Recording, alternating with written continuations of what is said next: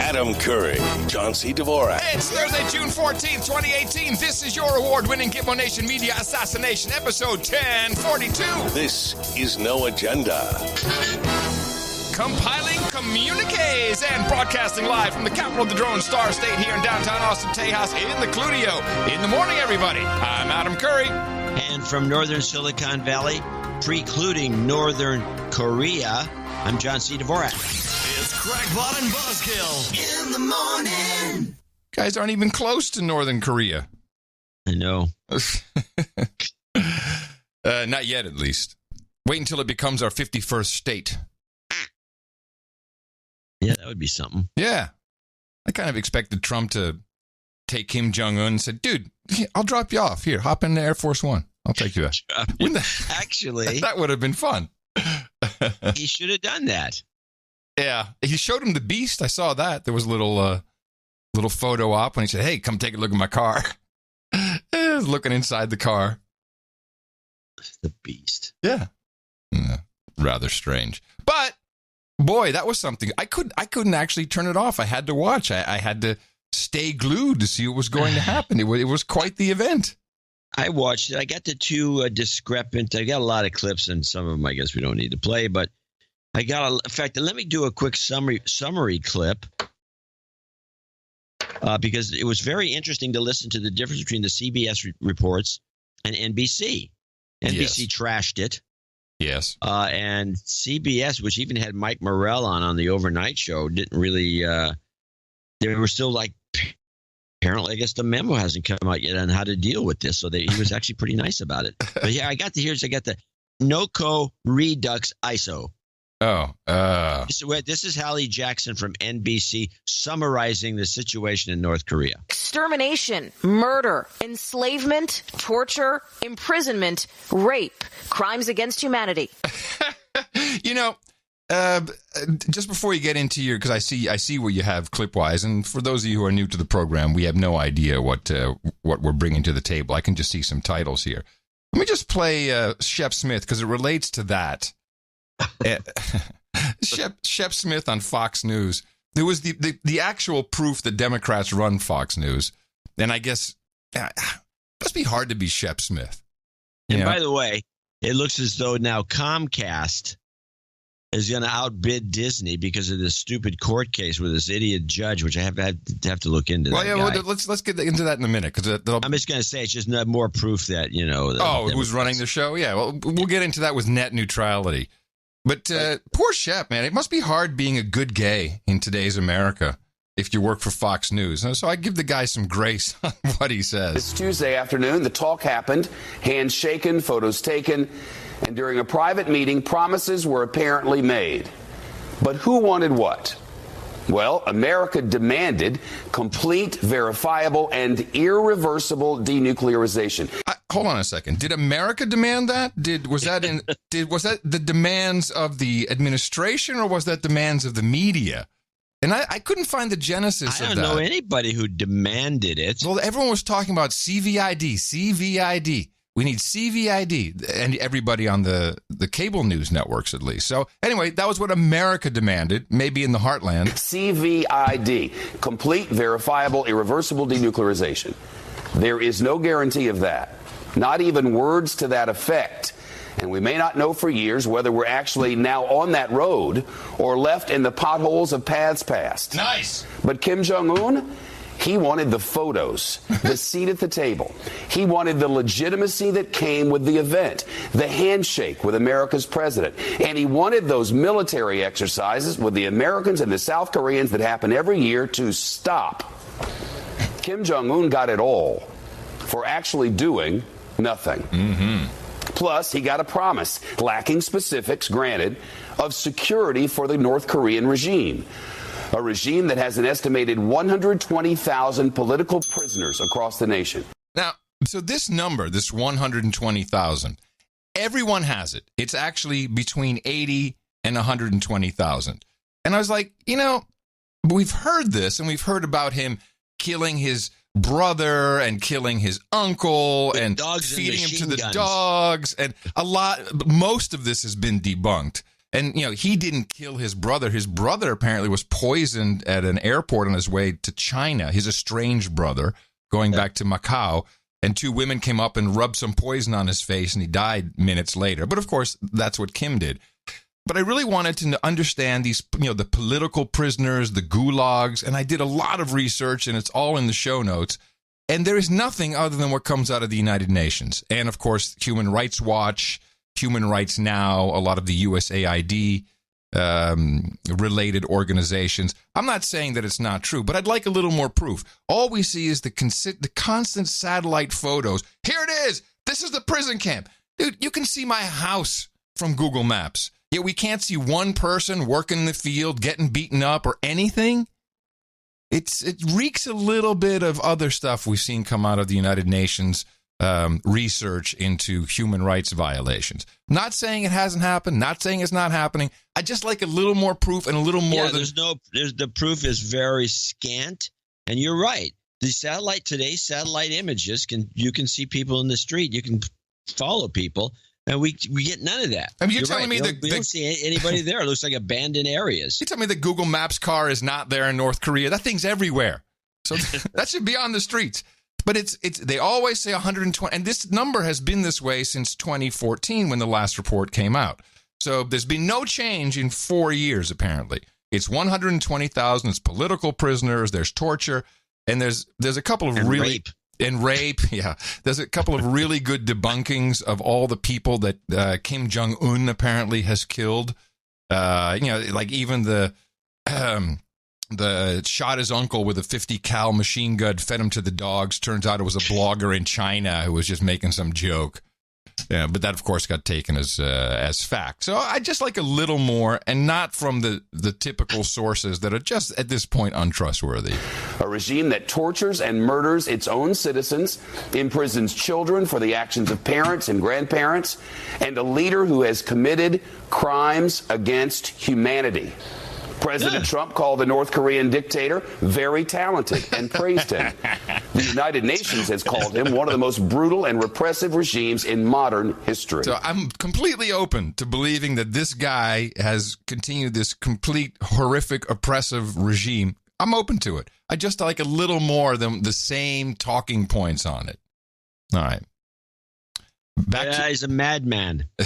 And by the way, besides NBC going negative and CBS going kind of neutral, Colbert, I watched the show looking for clips, and it was just, anti-Trump stuff. And then he somehow segued to the raccoon going up the side of a building. that kept everyone's attention for a minute. Well, that's going to be a frightening thing to see. This is a funny one. This is Fox and Friends. As the president is arriving in Singapore. See if you can catch the gaffe. There is the President of the United States, Donald Trump, about to walk down those stairs, stepping foot in Singapore as we await this historic summit with the North Korean dictator, Kim Jong-un. Anthony, talk to us about this moment. I mean, this is history. We are living, regardless of what happens in that meeting between the two dictators, what we are seeing right now, this is history. Did you catch the gaffe? No. I'll play the relevant bit once again. Hold on. Regardless of what happens in that meeting between the two dictators, what we are seeing right now. I love that. Two dictators. That's the best one. That's clip of the day already. I'm giving it to you. I'm very generous. Clip of the day. Isn't that great? What a bunch of morons. Two dictators. Yeah. It's historic, these dictators from Fox. Good work. More proof the Democrats are in. No, the media is pretty neutral on this stuff. Yeah. Well, the only gaffe I could find is Nora from the morning show. She see if you can hear what I maybe I'm wrong. But she uses the thing that broadcasters are never supposed to say, nuclear. Nuclear? So listen to Nora D. Nuke. I've got two of them. Oh. I'm trying to think, which is the short one? The short one. Well, no, just play the long one, then the short one. President Trump and North Korean dictator Kim Jong-un finished an unprecedented meeting in Singapore with a deal to start denuclearizing the Korean peninsula. Denuclearizing. Denuclear. Let me hear. Denuclearizing. Denuclearizing. Well. Denuclearizing. I think she did okay. Denuclearizing. Should be Denuclearizing. Denuclearizing. Nuclearizing. Yeah, not nuclearizing. Denuclearizing. Nah, it's not. Denuclearizing. Well, how about this gaffe from Stephanopoulos on ABC? Thank you very much, everybody. Thank you. Thank you very much. And another handshake there for President Trump and Kim Jong-un. Wow. We're on a roll today. President Chump. Chump. President Chump. Chump? Was it Chump? No, he said Chump. Chump? President Chump, a Trump. Chump. God. Yeah, this is fabulous. Very good. All right, you got. I got.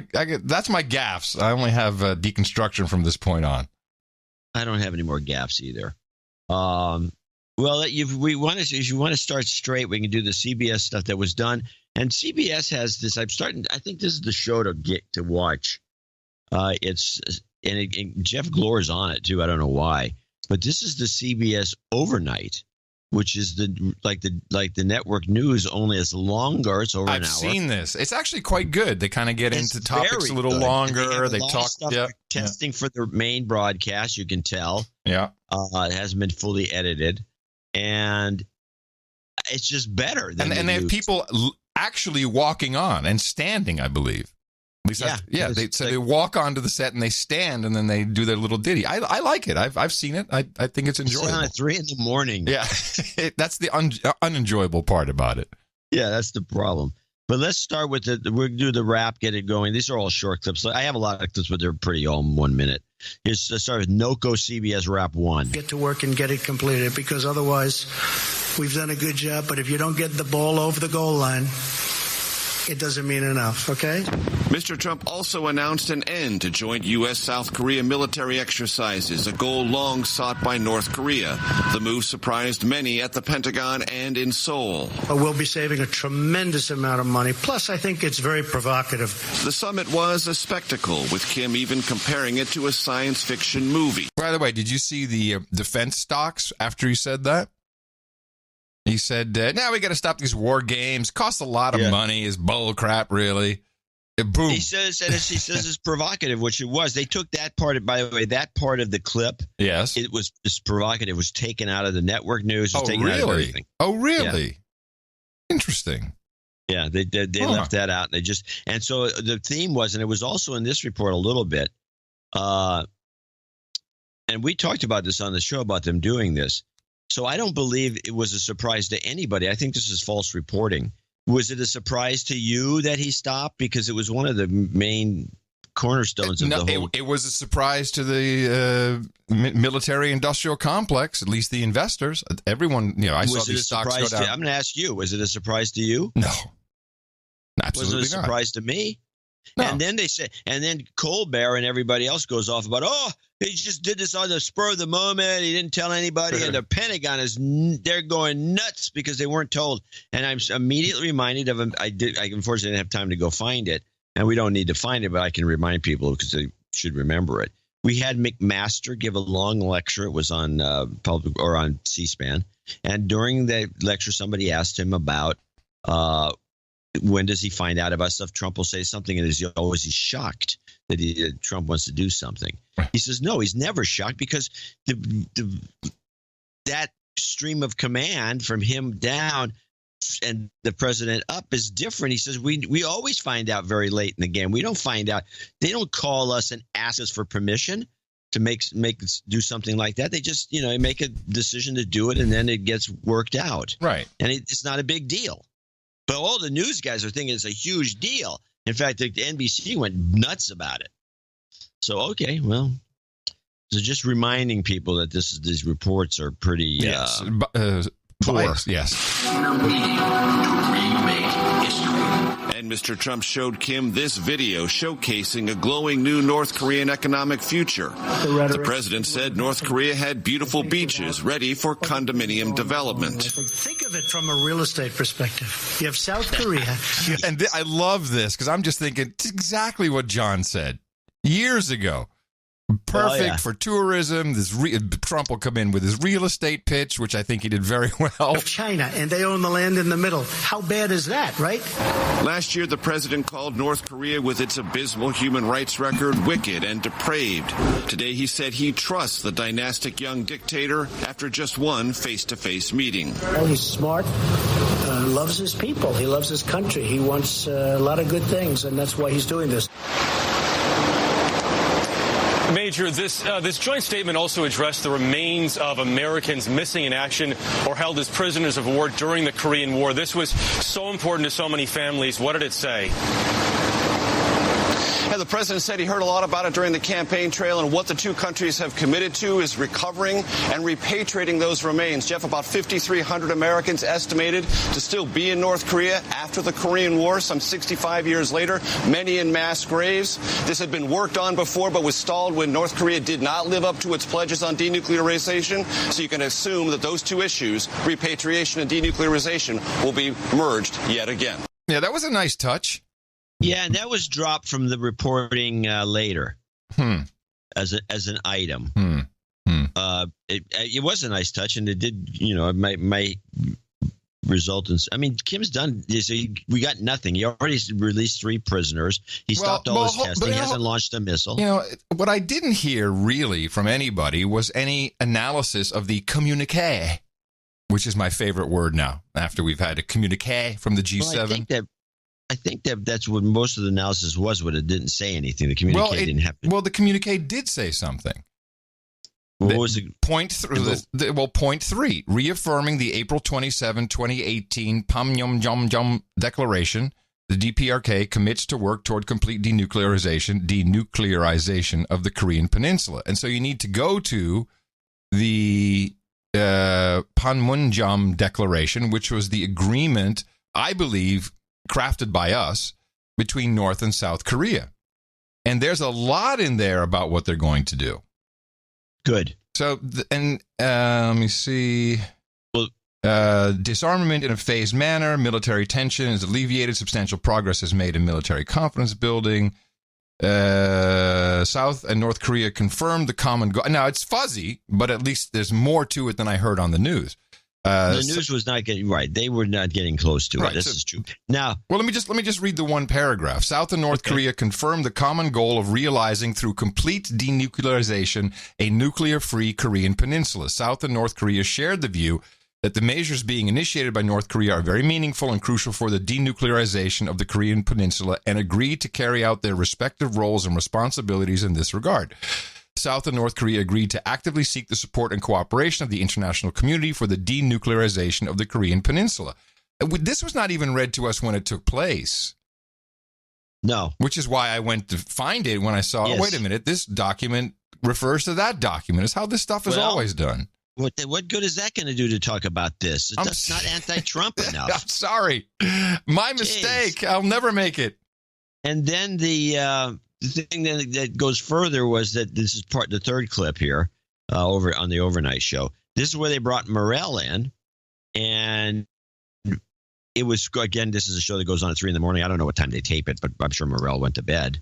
But he didn't get his paperwork from the agency. He didn't telling him what to say. Oh, no. We're going to move now to Margaret Brennan, our senior foreign affairs correspondent and moderator of Face the Nation. Also, Michael Morell, former deputy CIA director, and now our CBS News senior security contributor. Margaret, what happens now? Well, the president gave himself a lot of wiggle room today. He said, I may stand up here in 6 months and say, hey, I was wrong. So he's given himself some room there. He also gave the North Koreans room to maneuver as well.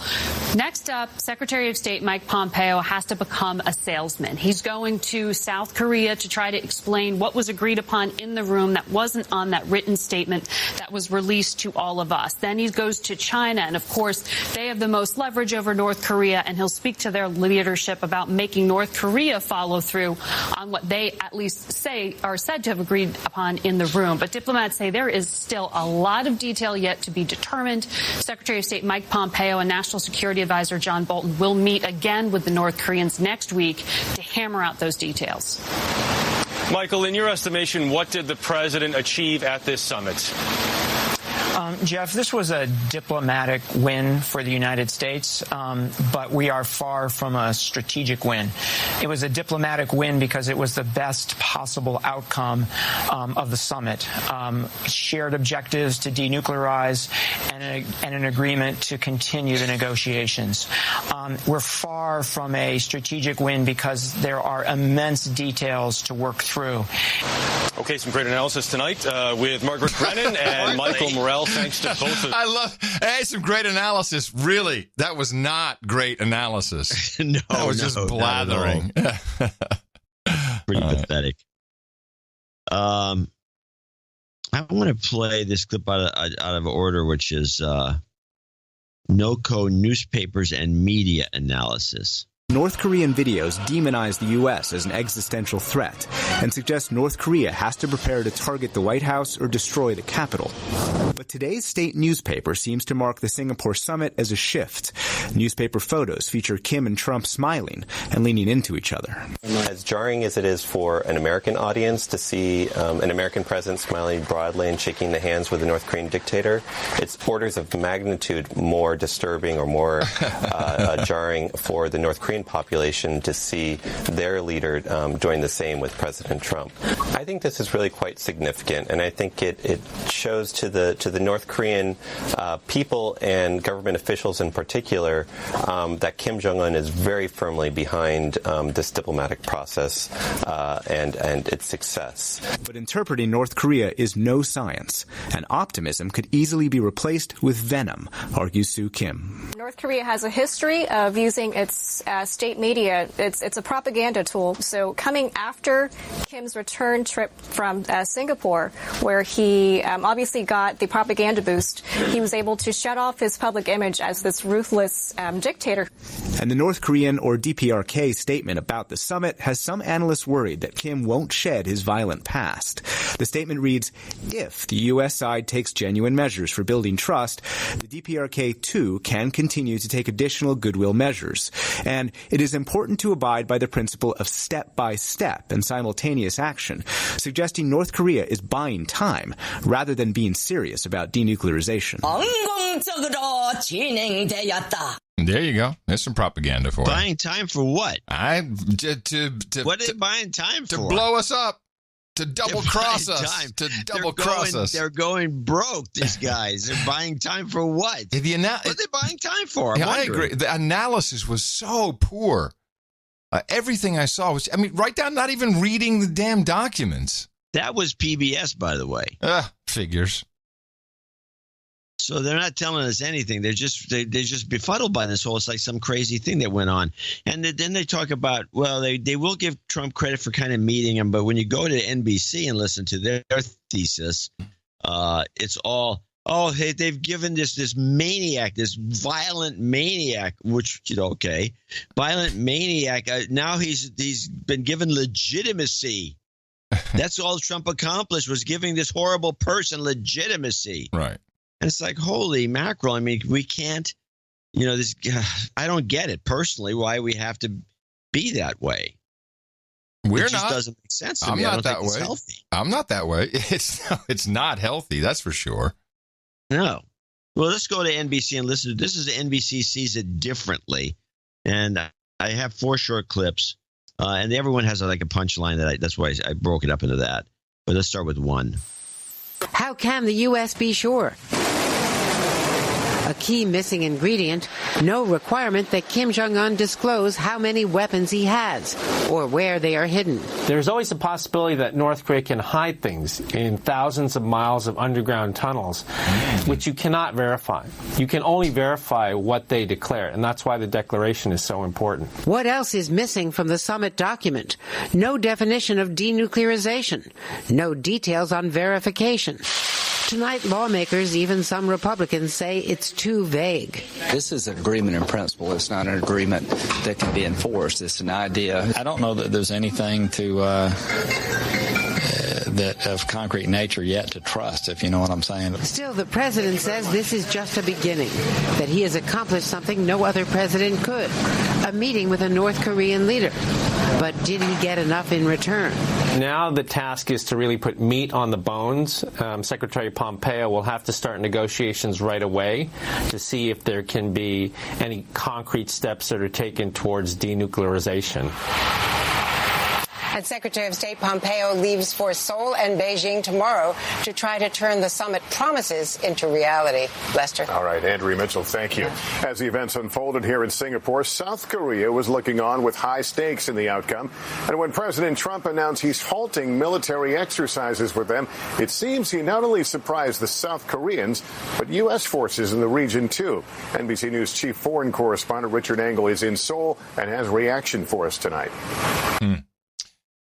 I will say that I found the entire event, the press parts of the event, to be well produced. I saw drone shots setting up the venue. You know, they had cranes. I mean, it was well done. The first jib. They had a jib. North Korea. Holy mackerel. No, in Singapore. I'm sure it wasn't the first jib in Singapore. Oh, it's in Singapore. But I saw drone shots in the beginning too, and just the timing of it all. It was nicely done. It was nicely done. I thought it was a good television. The Singaporeans they're thinking. They're putting all their effort behind it. The Singaporeans, everybody. Talk about a dictatorship. There you go. But nobody wants to mention that, do they? No. But Singapore probably went all in because they said, "Hey, we can have these international meetings. This brings in a lot of cash. Yep. Let's show them a good time." And I'm sure the food was fantastic. They don't talk about that much. Oh, did you see the menu? Which one? Oh, shoot! There was a menu for their lunch. What was that menu from? Menu Kim Trump lunch. Hold on, let me find it for you. It was really good. Let's see the lunch. Well, menu. The rest of the people are starving. Let me see. Here it is. On the menu, they had, for starters, traditional prawn cocktail with avocado salad, green mango caribou with honey lime dressing and fresh octopus, Korean stuffed cucumber, then short rib confit served with potato dauphinoise and steamed broccoli, red wine sauce. Combination of sweet and sour crispy pork and Yangzhou fried rice with homemade chili. Daegu jorim, soy braised codfish with radish and Asian vegetables. And then for dessert, which I'm sure the media obsessed over, in fact, I heard them, dark chocolate tartlet ganache and Haagen-Dazs vanilla ice cream with cherry coulis and tropezien. I don't know half of what that stuff is. I know what most of it is, but I can't figure out how did Haagen-Dazs get into the act? They did. Someone got a promotion.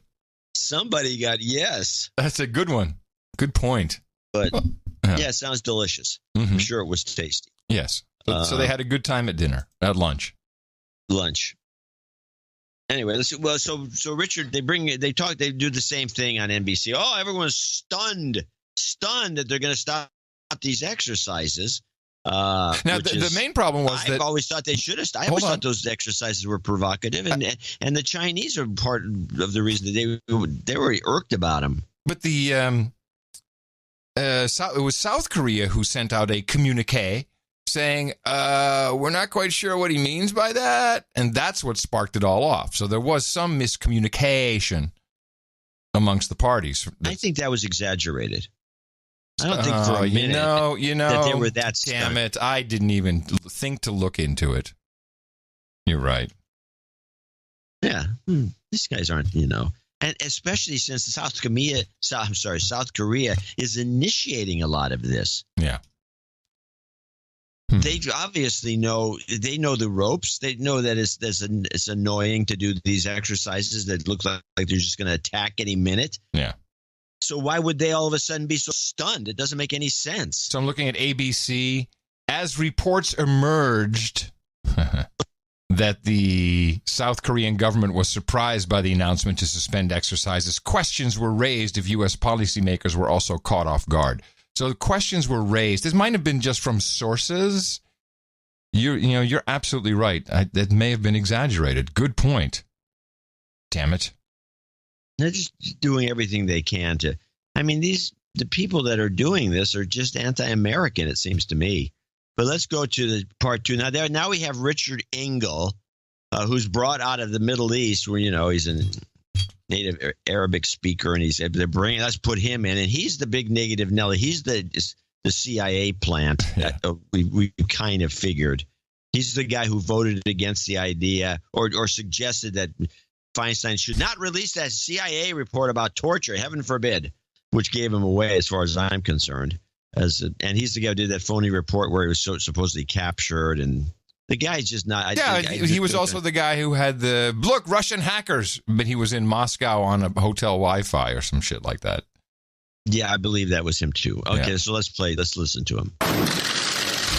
Across South Korea today, hope this historic handshake means peace is finally in the air.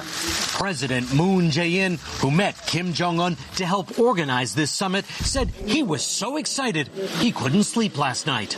But now, focus here is turning to that curveball. President Trump saying while U.S. troops would remain in South Korea, no more war games.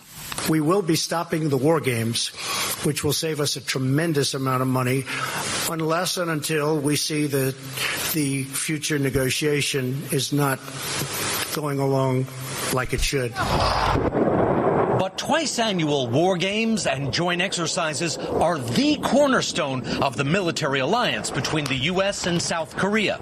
We visited them extensively in F-16s, on firing ranges, on patrol. Always told by commanders they're essential for the safety of South Korea and American troops and their families based here. But apparently, no one told the South Koreans President Trump promised Chairman Kim he'd scrap them. Now, I have some quotes here. Interestingly, from HuffPo. Headline, South Korea blindsided by Trump war games agreement. And here's what they have quote-wise. Trump made the remarks at a news conference after a summit with North Korean leader Kim Jong-un in Singapore, calling war games expensive and, quote, provocative. South Korea's presidential Blue House said it needed to, quote, to find out the precise meaning of intentions of Trump's statement, while adding that it was willing to, quote, explore various measures to help the talks move forward more smoothly. So you're right. It was an exaggeration if that's all there was to it. They're saying, I'm not quite sure what he means by that. We'll find out. Yeah. And then Which brings me back to the McMaster's quote. He says, we don't know, the guy, the president of the United States will say something and it gets down to us. It's not that he's talking to us. Yeah, and this is very interesting. I should have looked for these quotes earlier. USFK, which is the U.S. United States Forces Korea, I think, has received no updated guidance on execution or cessation of training exercises to include this fall schedule. Include this fall schedule. Old Chief Freedom Guardian, U.S. Forces in Korea spokeswoman Lieutenant Colonel Jennifer Lovett said in a statement, quote, in coordination with our South Korean partners, we will continue our current military posture until we receive updated guidance from the Department of Defense and/or Indo-Pacific Command. So it wasn't quite the outrage and wow, blindsided and what,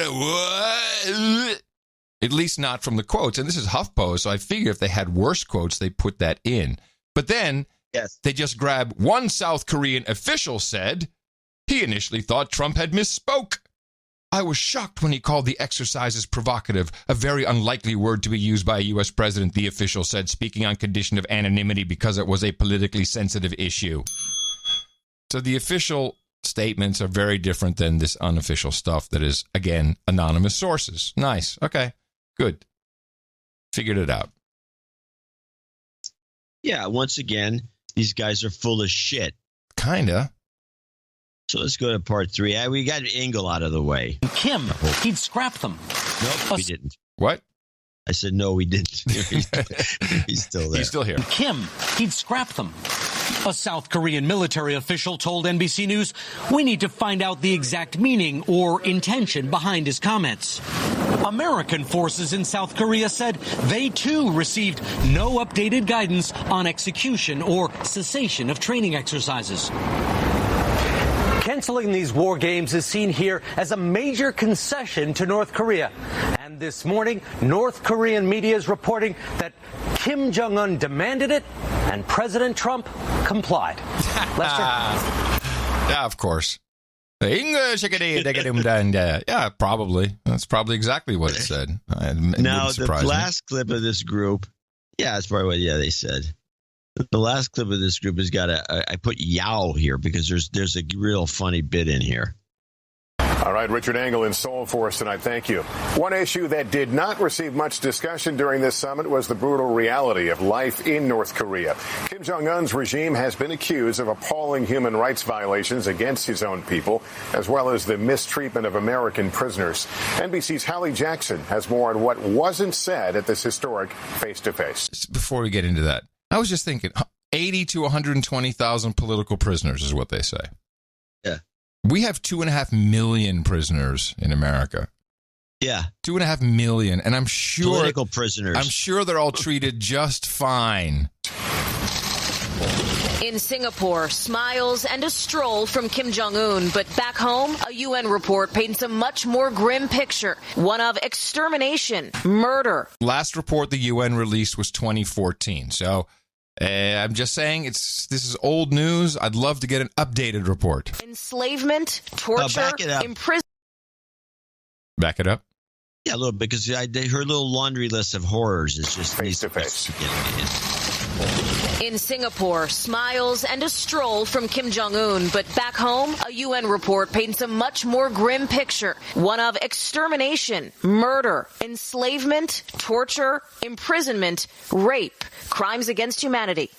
Enough about Austin. His country does love him. His people, you see the fervor. They have a great fervor. But what he calls fervor, the UN calls indoctrination, another in the long and disturbing list of human rights abuses Kim's accused of. It was discussed. It was discussed relatively briefly compared to denuclearization. Well, obviously, that's where we started and where we ended. President Trump didn't dwell on the negative, instead repeatedly pointing to the positive.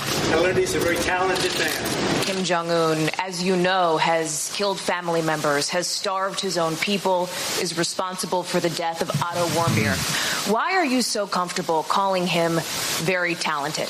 Well, he is very talented. Anybody that takes over a situation like he did at 26 years of age and is able to run it and run it tough. I don't say he was nice. I think without Otto, this would not have happened. It was a year ago today that Warmbier was returned to the U.S. in a coma. He died within a week of coming home. Yeah, that's an irritating fact.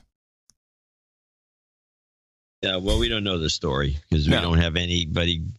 But I always enjoy being told by the mainstream media, as you know, he's killed family members. He fed them to the dogs. And so we really don't have. I'm totally open to believing it. But there's just so. I was reading this book. One of Tina's daughters gave it to me to read. Actually, you don't really read it because she said it's a graphic novel. We're like, oh, that's interesting. I wonder what graphic novel means. It turns out it's pictures. You didn't know? No, I didn't know. And that's funny. This guy is an animator, and he wrote about his time in North Korea working with a North Korean animation company. And yeah, it's weird, and there's a lot wrong. There's no people in the in the big hotels, but it didn't seem quite as bad from a gulag perspective. I mean, the fact that there's people from other countries in there working, and there's lots of them. There's NGOs. They have parties on the Friday night in one of the hotels. That one reporter that was on the CBS overnight is the guy. We've seen him before. He's always over there. He's kind of a neutral reporter because it's like he's he's the guest of the government or something. I'm not sure how you play that game to do that kind of work. But I'm sure one of these days we'll have a nice little book to yeah, I'm sure he will. Yeah, I'm sure he will. I've got some responses here from my new favorite. I'm kind of moving away from Stephanie Ruhle. Then I'm moving on to Nicole Wallace. Now she's the midday segment.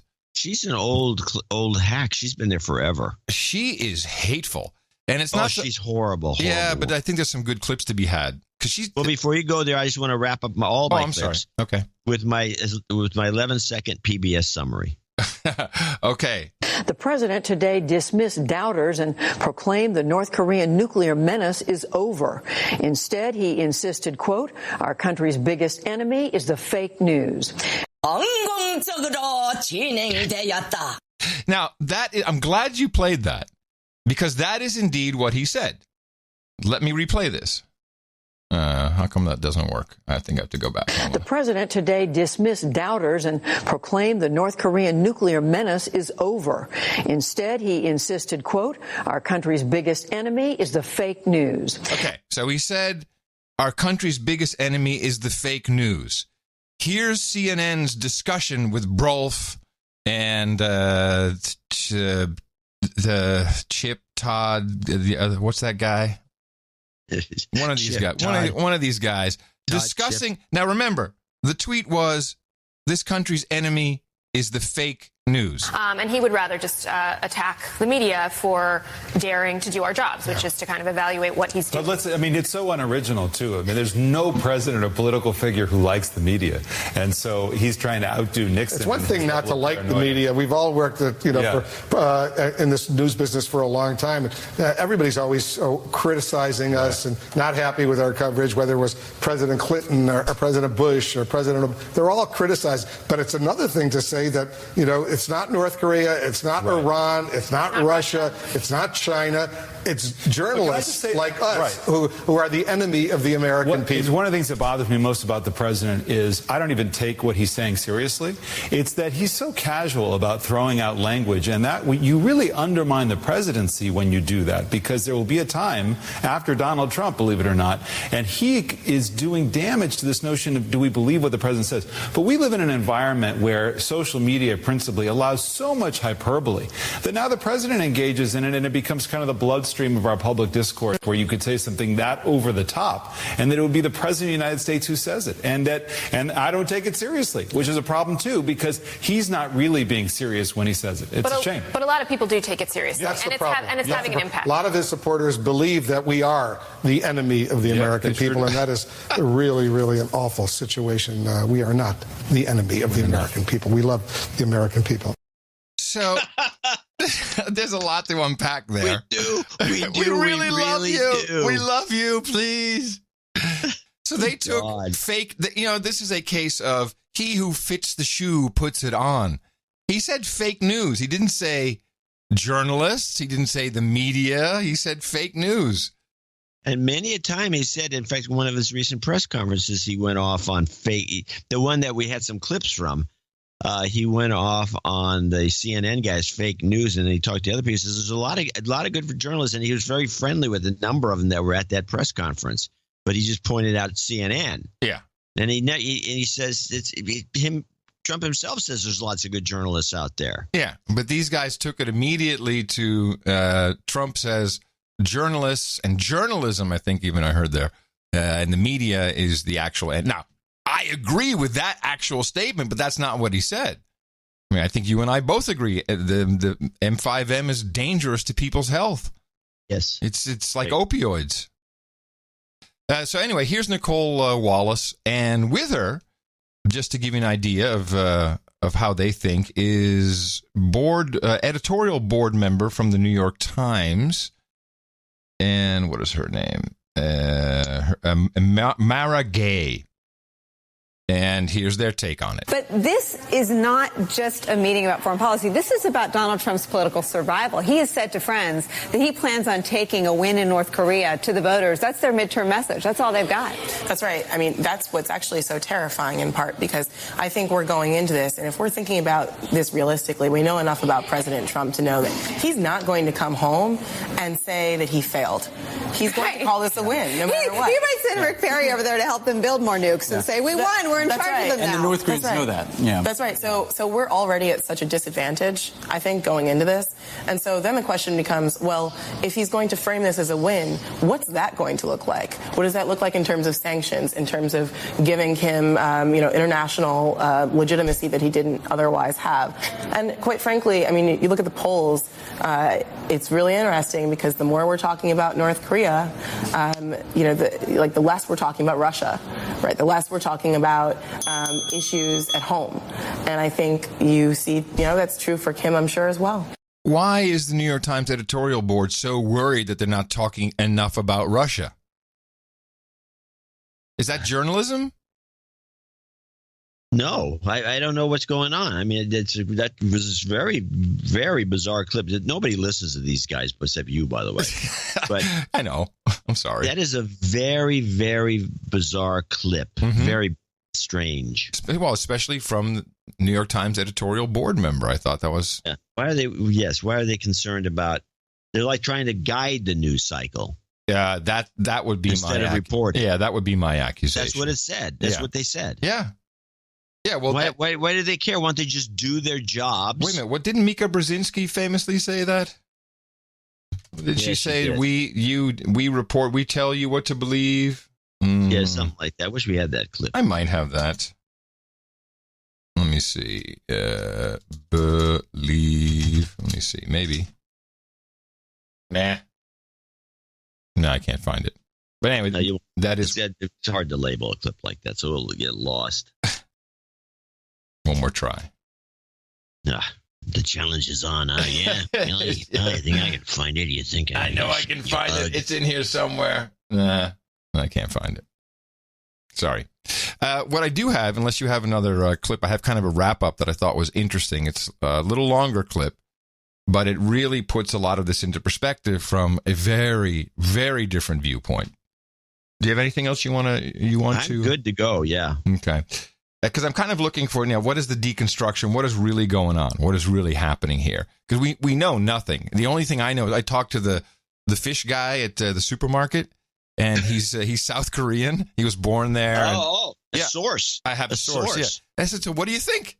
He says, well, selfishly, I really hope it doesn't happen. This is great that we don't have any war and all that. It'd be great, if people can visit their family. But selfishly, he said, everybody in my hood, they see this as, well, this is like East and West Germany, and it's going to cost us a lot of money. And he was quite clear. He's like, just when we're kicking ass with LG, we own the entire pop music market. K-pop, of course, is gangbusters. What are the Samsung? I mean, he says we're really kicking ass, and we don't want to have to suffer with those damn North Koreans.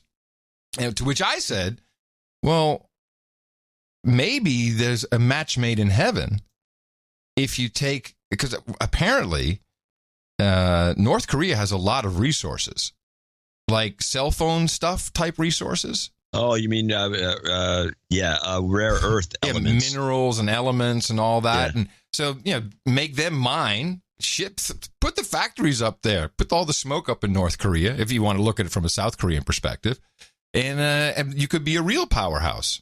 I'm thinking. Well, he's probably right on the surface, but if you look at it in hindsight, yes, it was damaging for a short period, but now the German Republic is stronger than ever. Now they rule all of Europe. Not than ever. Not ever. No, they've had some winning moments. They're strong. So Steve Pieczenik did one of his YouTube videos, and he did this on the 5th of June, so a week before the actual summit.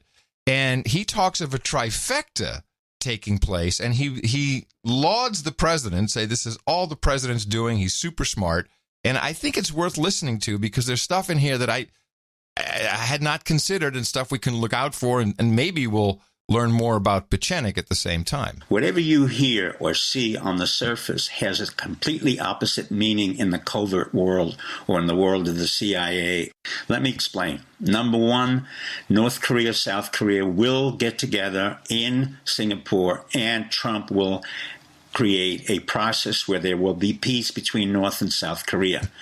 That was kind of dicey, but in fact, Trump used everything he needed: denial, distortion, and deception. The most interesting part, which is part 2 of this deal, is the fact that Dr. Bashar Assad, the president of Syria, is also interested in meeting with Kim Jong-un of North Korea. Now, why is that relevant to what is happening now in Singapore? The reason it is relevant is that Dr. Bashar Assad, whom I've known indirectly, and I knew his father, and I've been interrogated by his people 10 years ago, is a very smart man. He knows that he can no longer rule over a country that's divided and in turmoil. So he wants security, he wants to make sure that there's peace, and he wants to work with Trump and North Korea. Now, why would he work with North Korea? Because the Syrians and North Koreans have been together attacking Israel many decades ago. But in fact, Israel has worked with North Korea indirectly, buying its phosphate and coal. North Korea, despite all the sanction, has been exporting coal through Japan and Russia. So who is involved in this meeting besides North Korea, South Korea, and Japan? It will be Russia, and it will be other countries in the Middle East who want peace. So we have a double header here. While Trump is being attacked, he's also initiating a peace treaty between Bashar Assad, Israel, and Iran. Iran also works closely with North Korea, and Iran also works closely with Israel, because in 2006, Israeli soldiers had Passover in Iran. In 2016, the Israelis were shipping oil and infrastructure. So much of what you hear on the surface is the complete opposite. Now for the trifecta. The third person that's involved in all of this is John Brennan. I have criticized John Brennan, but I also understand how important he is to this process. Why?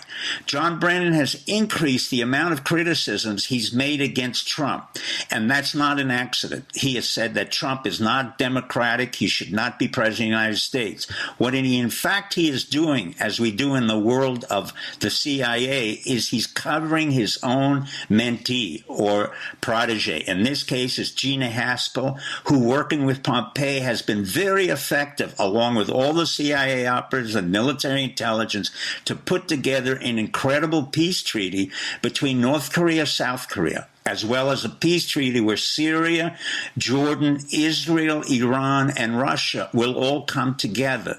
Now, why am I so sure of this trifecta? Because more and more noise is coming out of these three elements: North Korea, Russia, and Syria, all of which make no sense on the surface. But when you think of it in paradoxical intention and you reverse all of the elements involved, that is denial, distortion, deception, you begin to see a picture which Trump could only have created, because he thinks big, he leverages his assets and covers his downside. So I expect a trifecta to come out of Singapore: North Korea, South Korea peace treaty, Syria initiating a peace treaty and with Iran and Israel, and Russia initiating another treaty with Iran, Israel, North Korea, and China. Now, I tried to paint this picture and I couldn't do it, but I thought, that's so outrageously, it's just an outrageous statement that I thought, let's pay attention to it. Point of ridiculous optimism. Yeah, well, he calls it the inverted, whatever you call it, like, you know, it's the upside down, exactly the opposite. So yeah. I don't know if it's optimism or he's not really. The outcome is optimistic. Yeah, but he's not really an optimistic guy, believe me. Right, which makes you wonder. Yes. Which is why in fact, if you're going to go by his own theory, everything he said is BS. What do you mean? Well, he says everything that people are saying is just the opposite because it's all part of a scheme. Oh, so then wouldn't that be true for him too? Hey, man, Q says it's true. Just quickly on Q. If this truly were an informant who flies on Air Force One, and is connected to the president, and there's secret signals. QAnon. QAnon, yeah, QAnon. But why don't we break, just before you go on with that, I don't think 1/10 of our listeners even know what you're talking about. Why don't you give them a little background on this, because it's not something we ever talk about on the show. We have brought it up in the past, typically mockingly. So there is this person who showed up on, I don't know if it was 4chan or 8chan or 16chan or 64chan. Yeah. And under the handle QAnon and started posting cryptic messages that included stuff like "follow the white rabbit." And there's a number of people who are completely convinced they have cracked multiple codes, and it's between what Q writes and what Trump tweets. And look, he misspelled this word the same way that it was misspelled there, and there's numerology involved. And that's like the guys who decode the Bible. And they take you like the first word in the upper left-hand corner, and then you go down to over one. Yes, you expect Tom Hanks will do the movie version of QAnon. Exactly. Yeah, he'd be QAnon. And I, it's okay. Of course I've looked at it, and I'm just like, this connecting dots, and and there's a lot of people are so adamant about this, and there's tons of archive websites, and people really, really believe it. But the reason why I'm not believing it is, every little shitheel who is maybe some kind of informant gets the full coal raking from the M5M. Look at Goosifer. We know, why do we even know Goosifer 2.0's name? These kinds of names: Fuzzy Bear, Bozo Bear, the Huggy Bear. All these different bears. We know all the codes, everything, but never a single thing about QAnon ever. Have you seen it on the M5M? Has it ever shown up? It's big enough. It's really big enough for them to pick up on it. So I think it's some maybe kind this time is coming. Some kind of psyop. It's certainly keeping people busy. It's keeping people busy and happy they voted for Trump. So that's okay. Fine, do that. But I'm not buying it. I see no evidence. And now people are going to say, I quit listening. I block you on Twitter. But I just don't see it. Now, before we take a break, I certainly didn't see it, and I owe a big apology to Mark Maron of the WTF podcast. And I really messed it up. Yeah, I want to second the apology, even though I really didn't know anything about the whole thing, because it was a surprise to me, too. But I was partly responsible because I was thinking to myself, because Maron made a big fuss about it on Twitter. And let me go back and just say what happened. One of our producers Sunday emailed me, and I do my prep in the morning. Emailed me and said, "Here's a discrepancy in this bit where Maron republished his original interview from 2011 with Anthony Bourdain, and there's a piece in the original where he talks about Chantix and how it makes you loopy and makes you want to commit suicide. And he's a lifetime smoker, and whenever he feels like cheating or is cheating on with smoking, he goes on the Chantix." And Dan could not find this in the reposted episode, and to me, the entire connection between Anthony Bourdain's death and Chantix is what matters. But as a beautiful aside, the fact that it was missing from Mark Maron's podcast and I think the way the conversation went is I said, well, maybe it's just trying to be politically correct because he talks about suicide, which would be kind of wimpy. It could be that, his advertisers didn't want that, or that there may be some advertising issue there. And, but I think without a doubt, we said, well, this would be holy moly. They've gotten to the podcast now. So it was not great because I didn't check this. It wouldn't be a shocker. Now, what happened is, and Dan is extremely embarrassed. He's mortified. And he wrote me an email and he said, oh, man, because he really did look for it. He couldn't find it because Maron republished with a different intro and different commercials. And that's why the time difference was so off. And, so it was not malice on anyone's part. What happened, though, is that some of our fine producers on Twitter just went, hey, Mark Maron, you pharma shill. Yeah. So, and he got grief. And he really is, I don't know, it's hard. There's no context in text, but even my harshest critics, I don't answer that way. But anyway, it doesn't matter. I take responsibility. I did not check it, and I fucked up. And I'm really sorry. I apologize to him and his production crew, because there's quite a lot of people apparently who put that together. And what hurts me the most is I'm going to take my clip of the day away.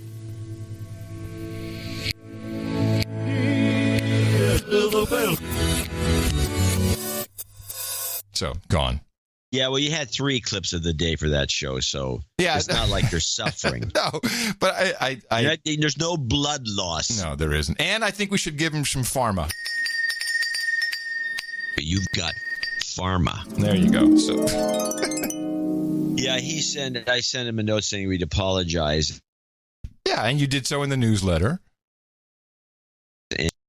We don't mind doing that. It's not like we're butthurt because we have to apologize. I think it was a good thing to do.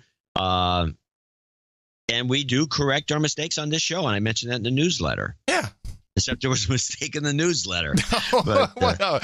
What did you do wrong in the newsletter? There was a typo. I had rewritten one of the things when I was talking about the apology to Mark Maron coming.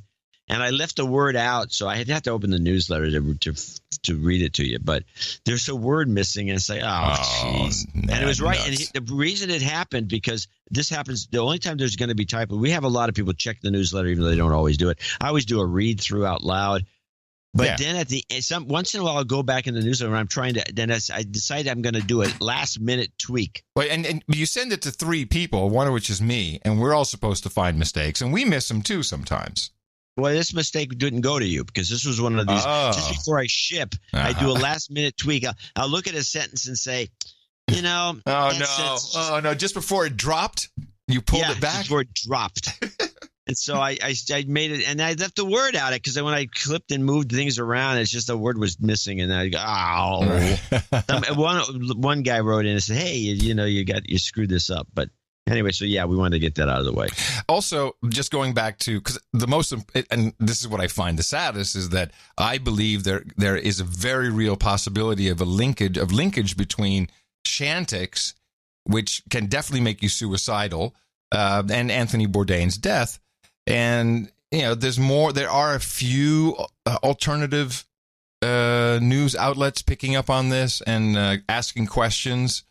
But then Rose McGowan came out with a statement, and she said, well, he didn't take doctor's advice and he was having a rough patch. And the rough patch may be the fact that she was making out with another guy, which she then rebuffed as, well, Anthony and I have an open relationship. Rose McGowan? No, Asia. I'm sorry. His girlfriend. Oh, yeah. Who was I said it out of. So Asia Argento is friends with McGowan, and McGowan wrote a communique at the behest of Asia, and in that she said, he didn't listen to us. This is then from his girlfriend through Rose McGowan that he did not take his doctor's advice in quote depression battle. Mm. But, if you're in France and, your girlfriend's hanging out and putting pictures on Instagram of making out with some other young dude. Well, maybe the Instagram photos and the whole social media thing had something to do with it then. It could. And then just throw in. This is stupid. It's stupid. These are adults that are putting pictures of themselves kissing people? Yeah. I mean, this is like what kids do in high school, maybe. Yeah. Welcome to the universe. Well, I want to, since you brought this up, before we go and do our next block, I might as well bring this clip in because I noticed that the mainstream media, it wasn't just one network. I think I have the NBC version. They all, because of this situation, and I think, and I would imagine that Maron's influence had something to do with it too, which is the idea that Chantix might be a culprit, is to create a smokescreen. No, Chantix not the culprit. And believe me, everybody played this story. It's all sorts of possibilities here. And this is the medicine and depression puff piece that I have a clip of. The warning tonight, some of the medications Americans most commonly take could have serious side effects. Depression, even suicidal symptoms. You are in a black hole. You can't get out. You can't move. You can't call for help. Mary Curran Hackett has battled depression and survived 2 suicide attempts. While her reasons were many, she's convinced her medication may have contributed. I felt lonely, and suicide seemed like the best option for me at the time. Now, new research published in the Journal of the American Medical Association finds 38% of adults use a medication that can have depression as a side effect. 200 medications, not just antidepressants, beta blockers, and opioids already linked to depression, but also gabapentin, prednisone, prescription dose ibuprofen, and over-the-counter acid reflux medications. The more medications you're on, the greater the likelihood of having a side effect from the medication, including depression. Psychiatrist Joshua Weiner. Are we simply an over-medicated society and we don't know how these meds interact? I think so. I think the problem is, in this country, we're looking for the quick fix. We turn to medicine before we turn to lifestyle. Well, whoever said that has some clue. Well, that's true, but this whole storyline never mentioned Bourdain, didn't have anything to do with anything going on. It was an out of the blue story, and I think it was set up as a smokescreen. Just depression. Oh, you can't bring that topic up because this is everything you're taking. Ibuprofen, in fact, I use ibuprofen occasionally, and my daughter comes up. She says ibuprofen causes depression. And then I said, "There's none that I know of." But meanwhile, we listened to that clip, and in that clip, they mention ibuprofen, but they say prescription strength. Well, this is interesting. This research paper, I'm looking at the copy of it from the JAMA network, which I think is one of those official places where you publish research.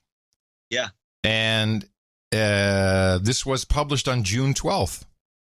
2018. So the timing is beautiful.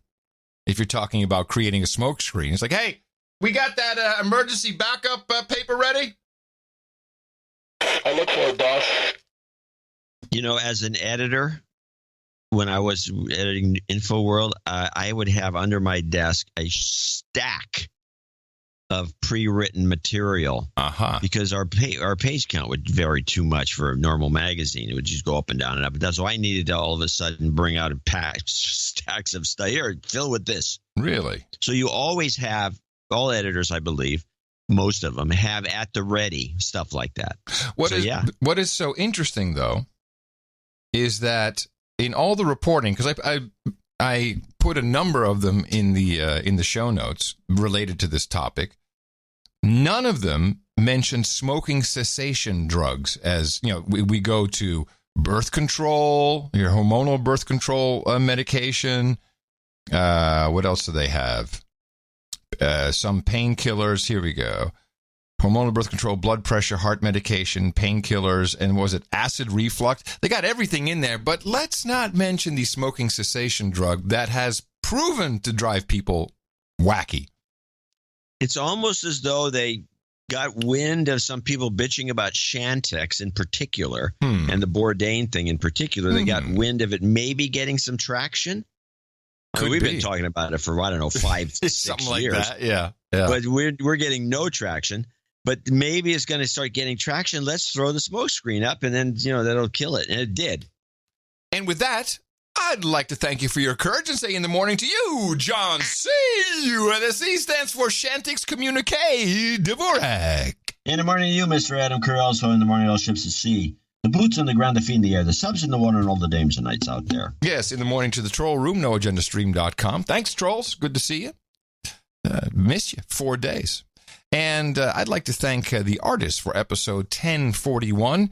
The title of that was Harry Mary, and we had the weaponized Chantix ammunitions box as the artwork. We chose that. Mike Riley did that, and we appreciate what he did. It was the starter month box Chantix tablets. It just fit. It fit well. Art was tough, I recall.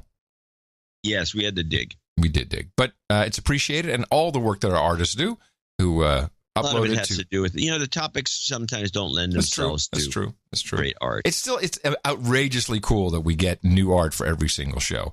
NoAgendaArtGenerator.com. You can look at all of them.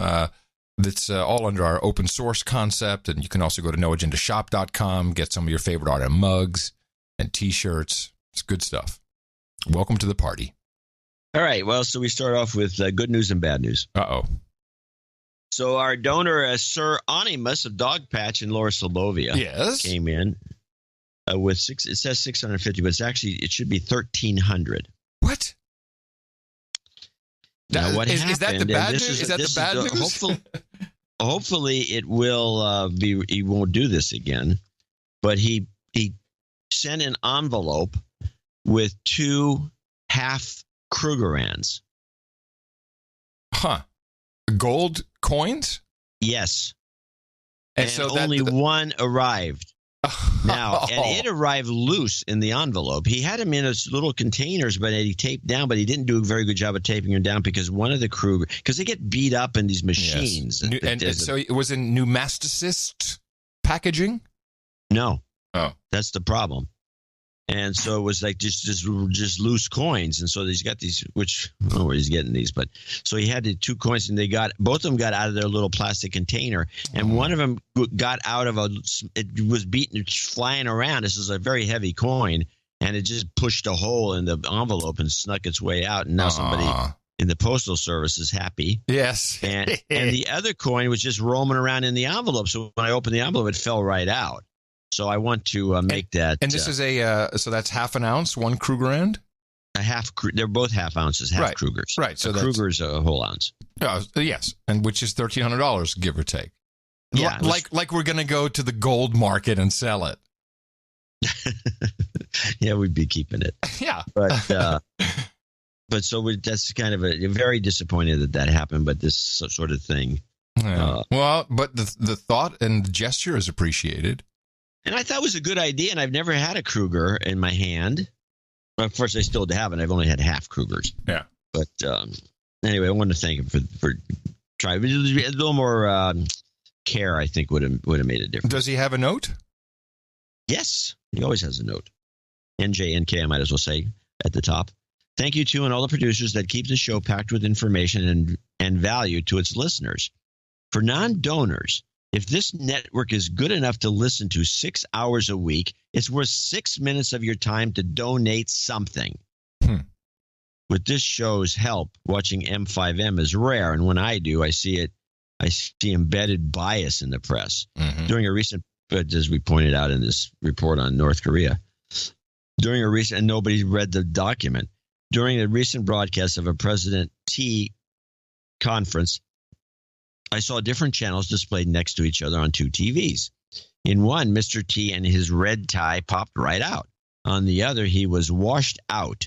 Thinking it might be different television tuning, I reversed the channels of the TVs. The TV with the washed out Mr. Trump made him vibrant, and the vibrant TV made him look washed out. I noted the same thing on 4 more televisions tuned to the 2 networks. Listeners can speculate which network has filters. The observation has drawn me to wonder about network camera filters. You two have more observations, so I asked, do you notice network camera filter bias? Network camera filter bias. I think that would be. I don't think that'd be done as filter. I think that would be done at the engineering level when you do the color balancing for the feed, the whole network feed. It's hard for me to imagine a professional in the field doing that to the image. It is such a, particularly shading and this kind of, these guys are, that's their professional integrity. I mean, if they're willing to give that up, I don't think they would. The guys who do that are not political usually. Anyway, a picture's powerful, and who believes the words of a pasty-faced, washed-out speaker? Well, there was a discussion. Photography, yes, the bias is there. We know 100%. Just look at the Angela Merkel angry versus Angela Merkel happy photo of her leaning over the desk at Trump at the G7. That bias, of course, that bias is there. So, and there was a discussion. I don't know if it was on Frontline or if it was actually on CBS itself, discussing using close-ups, bad close-ups on 60 Minutes. It's possible that something is amiss, but we don't have any evidence of it. No. For Muhammad Ali, try global entry. My wife renewed her passport last year and didn't renew global entry. 4 of the 5 entries since were Quad S. Oh. Worse, okay, he's just not. He says, so that means he had to go into the little bad boy room. So he's saying for all you Muslim listeners, is what he's really saying. Attention, Muslims. Here's what. Welcome to America, Muslims. Okay, My wife renewed her passport and she didn't renew global entry. 4 of the 5 entries were Quad S. Worse, last month she made a joking comment to an Emirates stewardess. Uh-oh. Who are required to report suspicious issues. Oh, jeez. That was after a Quad S search in Dubai before boarding, and that despite being a citizen. She still gets nervous going through immigration. Yes, she has a status on the airline and was front of the bus and was front of the bus. When she collected her bags, an immigration officer from across the baggage claim area made a beeline for her, and she spent the next 45 minutes going through her bags. Jeez. And this is all believable. Yeah, well, I just wanted to say that when Tina and I came back from Mexico, we came through Houston, and I have the global entry, and I've already seen that it's really not a lot of benefit. And so I said, no, I'll just go through with you. I don't need to be like ahead of you and stand there and wait for you to come through just to wait together for the bag. That's rude. And the machines, now it's just all kiosks everywhere. And the machines are more modern than the global entry machines. They work better. They're faster. They're much better than these older models. And then, so there's a little bit of a line, but there's just a guy going, paper, okay, good. And you go through and you're done. There's almost no difference except for the $450 I paid for it. And I guess if your name is Muhammad, you want to have it because, hey. Welcome to America, Muslims. Sorry about that. I'm embarrassed. I'm embarrassed for sure. Next advice. I keep pics of jewelry with their receipts on the mushroom cloud for such events so you can show proof rather than argue over ownership when you return with jewelry from the wedding season. Yes. I've paid taxes twice on some items just to get through.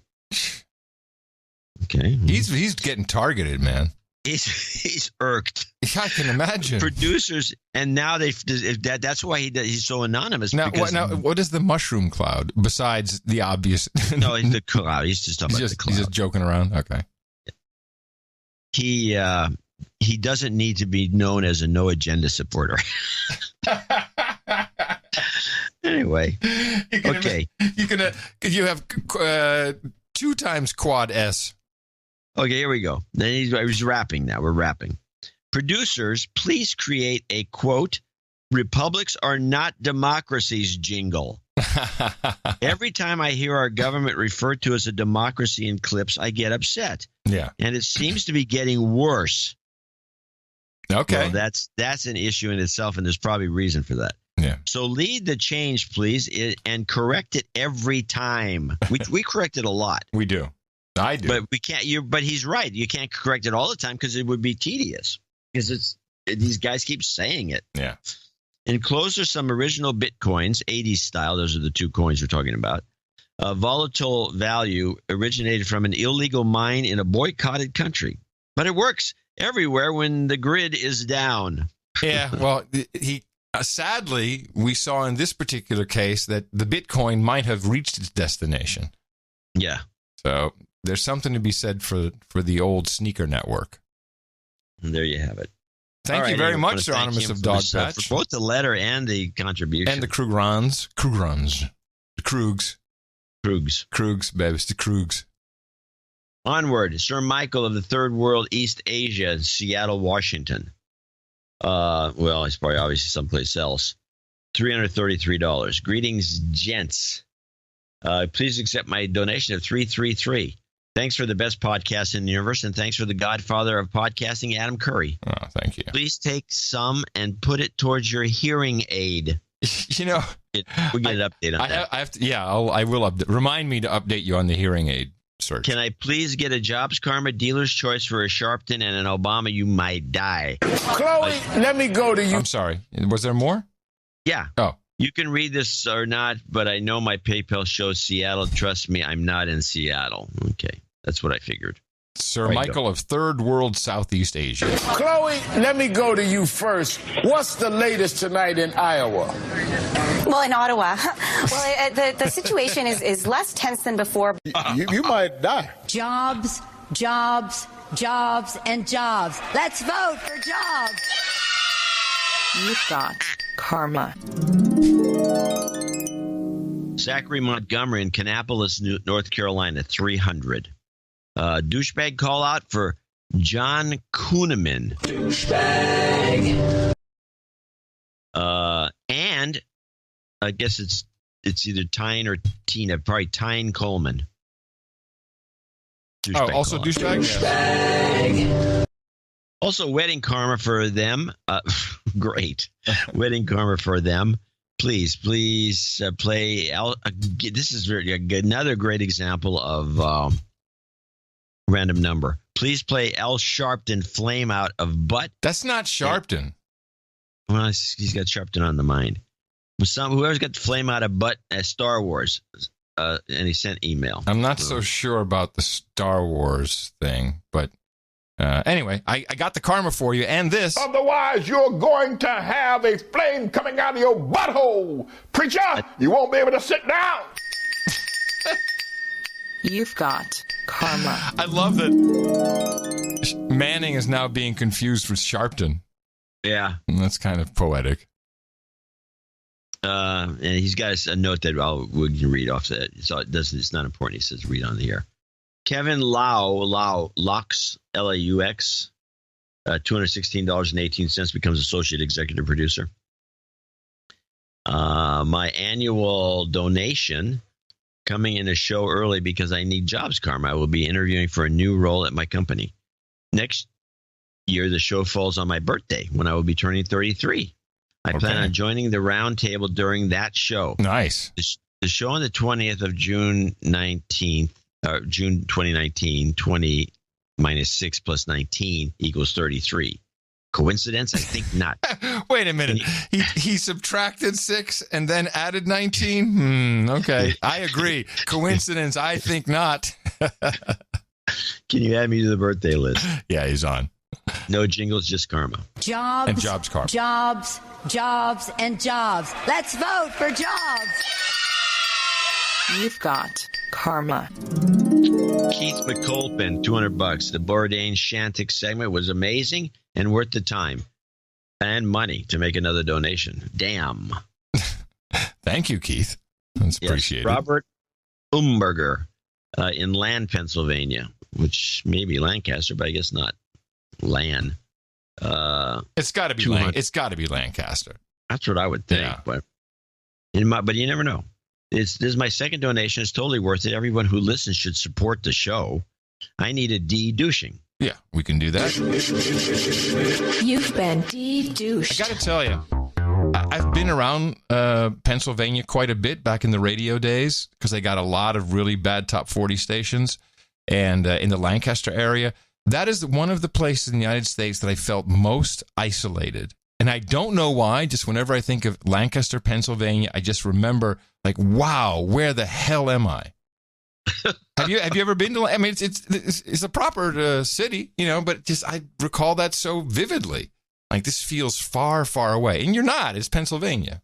Anyway, it's just a short drive to Philly. Side note: either Pittsburgh or Philly. You always can go to those two places, or Harrisburg. Those are all big towns. Harrisburg. Yep, been there. WSQV, the Susquehanna Valley, everybody. Woohoo!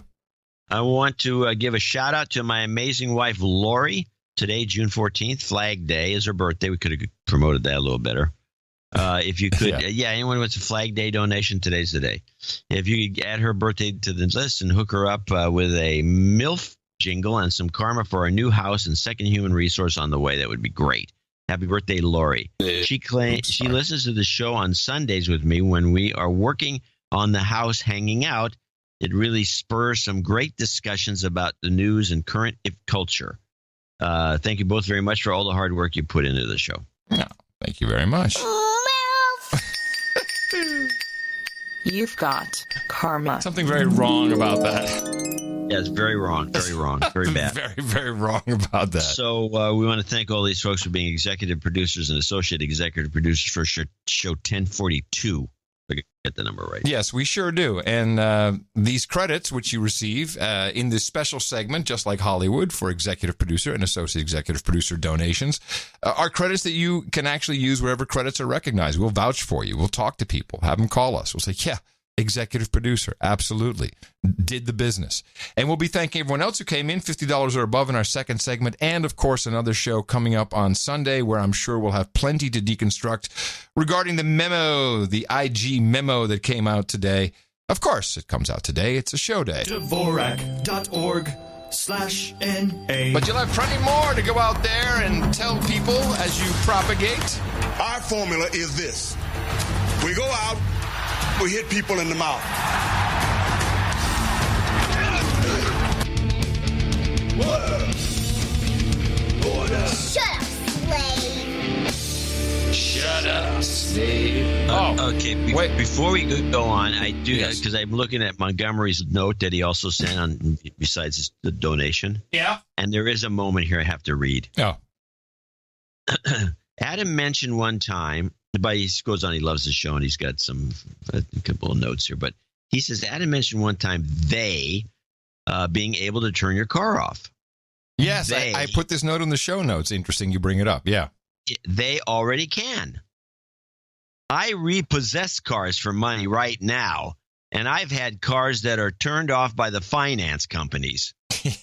It must be in their contracts. We also get cars by GPS sometimes. Again, depends on their contract with their financier.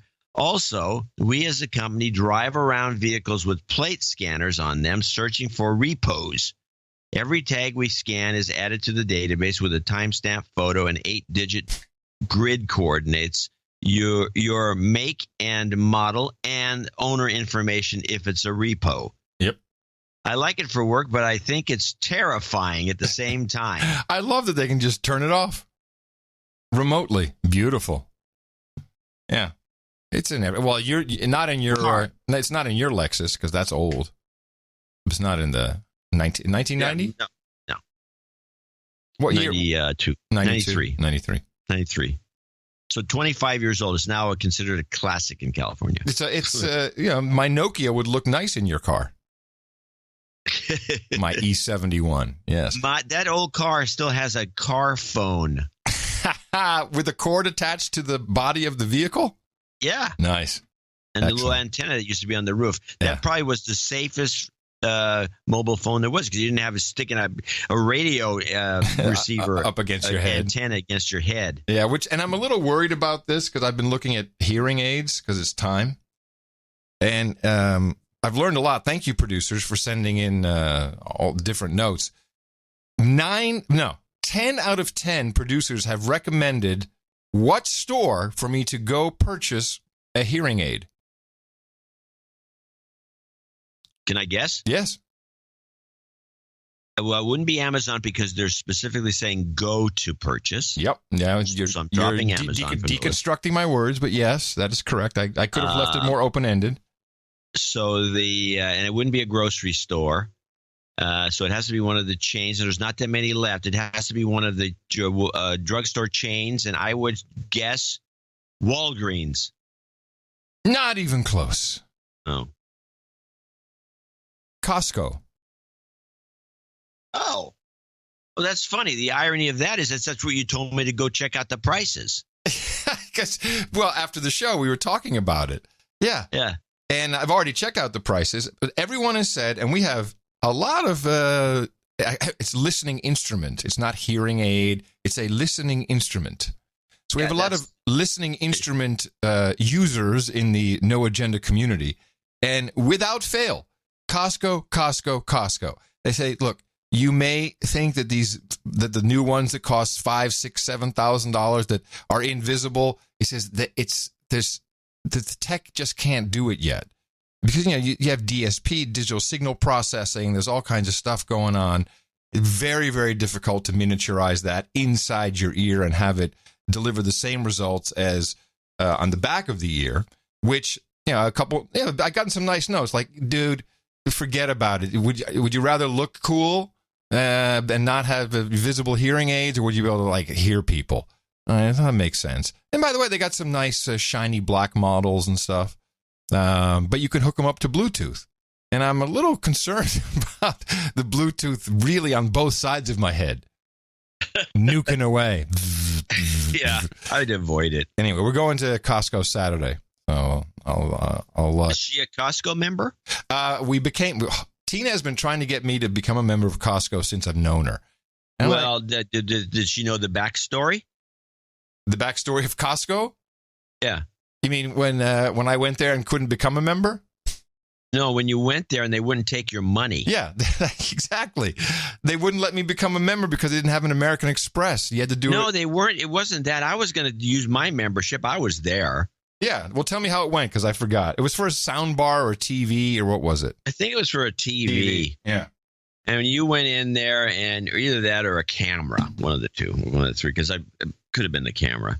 But you wanted to pay for it with a credit card, and they wouldn't take it because this is when they were American Express only. But now, of course, it's credit card only. They changed. And you didn't have cash. They would have taken a check, by the way. Yeah, I didn't And so have then that. you got all bent out of shape, and you said, I'll never go to Costco again. I hate Costco. If you even mention Costco, I'll go ballistic. Don't talk about – you went on and on. And by the way, the resemblance to how I said it is just uncanny. Perfect. Just unbelievably I'm really good. I'm a very good mimic. Yeah. So that was that. And so you got bitch. And I tried to calm you down and saying, hey, it's not that bad. It's just the way it is. They get these rules. And now, boom, things have changed. Yes. Well, now I can't hear. You will like Costco's actually a good operation. Now now I'm having trouble hearing. So, so now, of course, my tune has changed. The most expensive ones they have is $1,500. Well, which model are they recommending for you? Well, Saturday. I will do my test and we'll see what they recommend. But it's all kind of the same stuff.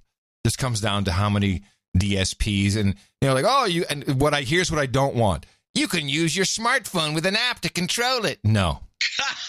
I do not want that. I mean, what's next? You might as well put those things on my glasses. Remember those? You had the hearing aid incorporated into the glasses.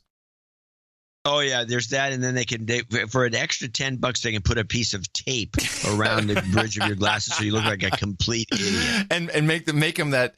Whoever came up with that sickly earwax color for medical devices, especially for hearing aids, it just looks like big gobs of earwax.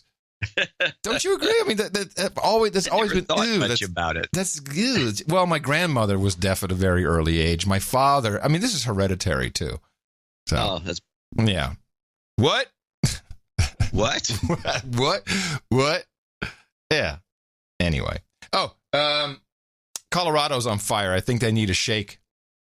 You got the stick? Actually, there's a whole bunch of fires everywhere. You want to do a shake? One lone shake? No, Colorado's pretty bad now. I think that needs 3 shakes, and that'll be good for. Well, look, it's going to rain in Austin in a couple of days. That's always what happens when we use the rain stick. But we're taking it on. We really want to help Colorado. Ready? Here we go. 1, 2, 3.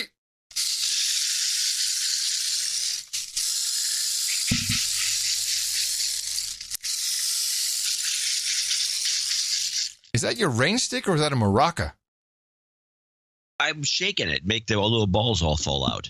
Oh, you shouldn't be. You got to turn it upside down. No wonder it only rains in Austin. I flip it upside down and then I shake the little balls at the end. You should not be shaking it. It's just let gravity. I don't believe that's true. Let gravity do its work, and you should not. I've shaken it all. Sherry Osborne listens to the show, and she will send me an email. I'm no longer on Facebag, so she'll have to send me an email, and she's the one who built them, and she knows. Oh, I want to mention that you're not on Facebook. You should go back to Facebook. I'm not going to.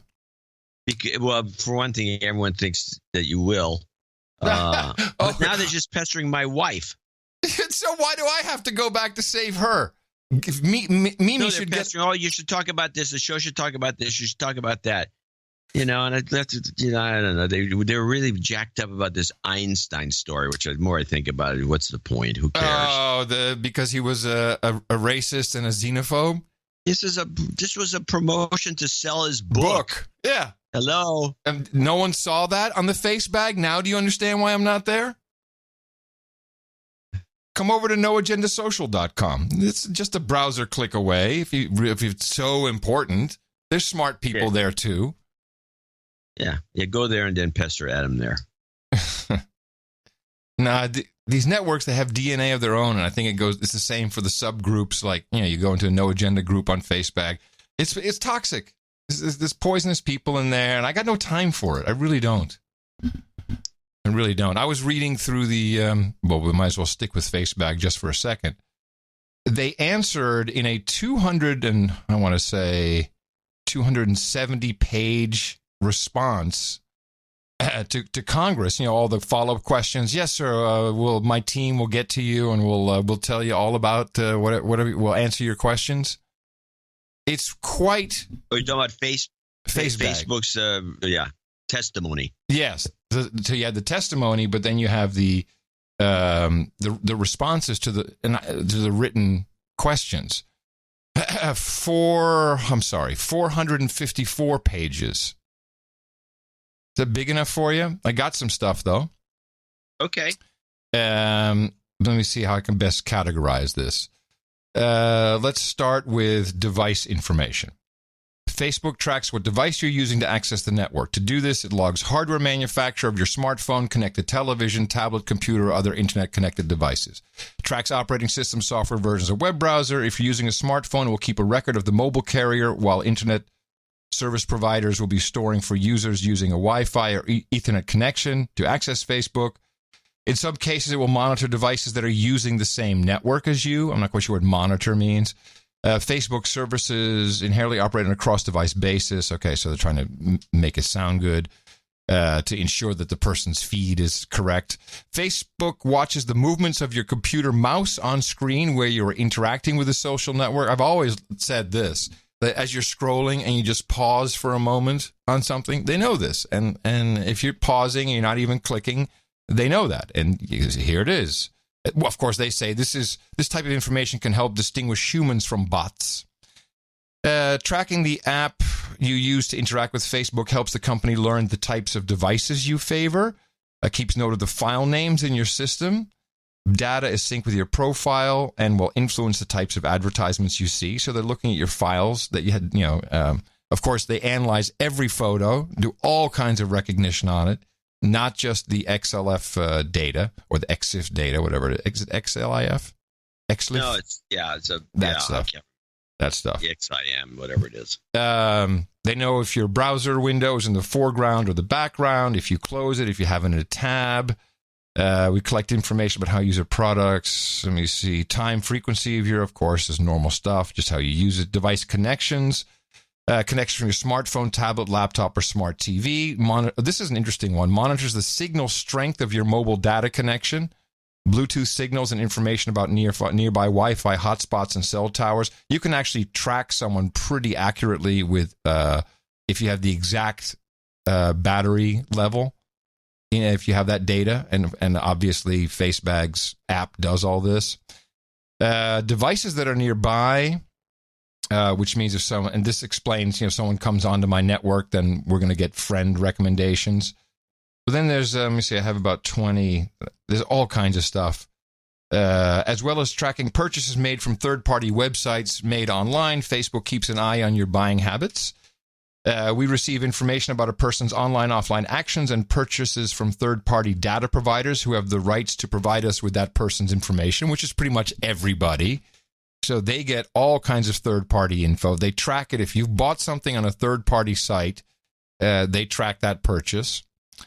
Photo shares, messages sent. So they What gives them the right to track a purchase I made someplace else? Well, it's the right that you gave to the person who you purchased the product from. They have the right, the little terms of service. And the minute you say, okay, then they sell that to FaceBag, or if they exchange it. I'm not quite sure what the mechanism of what the barter is there. Facebook tracks your general usage, of course, to improve advertising and design features, date and time of your visit, the features you used, what posts, videos, other content. It does the same thing for your friends and friends of friends. Can you imagine that? 3 layers, not just +1, but +2. That's quite a lot. And I think that's going a bit far. Now, they are completely adamant. We do not activate, monitor, or capture microphone or camera data without the user's knowledge and permission. And later on in the document, Facebook does not engage in these practices or capture data from a microphone or camera without consent. Hello? Can anyone read legalese?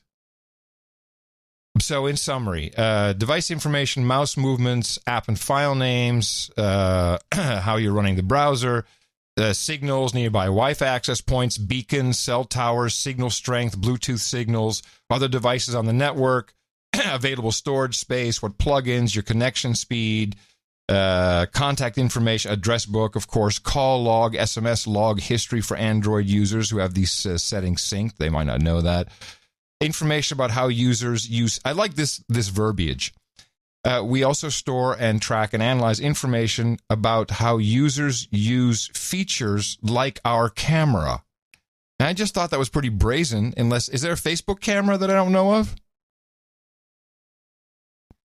You're asking me? Yeah. Well, I don't use Facebook and I don't follow them that closely to know this, but not that I know of. I just thought it was fun that they said our camera. It's the last time I checked. It was. Well, that's worth looking into. Why are they saying our camera? I don't know. The location of a photo or data file was created. GPS location, camera or photos information found through device settings. Purchase made from third-party data providers. The thing that you rarely think about is the photos, because they're not just analyzing photos on location data and aperture settings. They're analyzing what's in the photo. Hey, I see a lot of dog pics. Guess what kind of ads you're going to get? I mean, you don't really think about it, but all these websites where you're uploading pictures, they can know where it is just by analyzing the background sometimes. I think that technology, I think they're always thought it was incredibly foolish for people to put personal photos on the internet. Yes. In Flickr or any place, Facebook. Flickr. Because if I'm hiring and I'm doing due diligence, let's say it's at a high level, I'm going to first thing I'm going to do is look at those photos and find out if you're like a goofball. Right. I see a lot of drunks, hey, I'm drunk, look. And they post these photos of themselves being drunk or goofing around or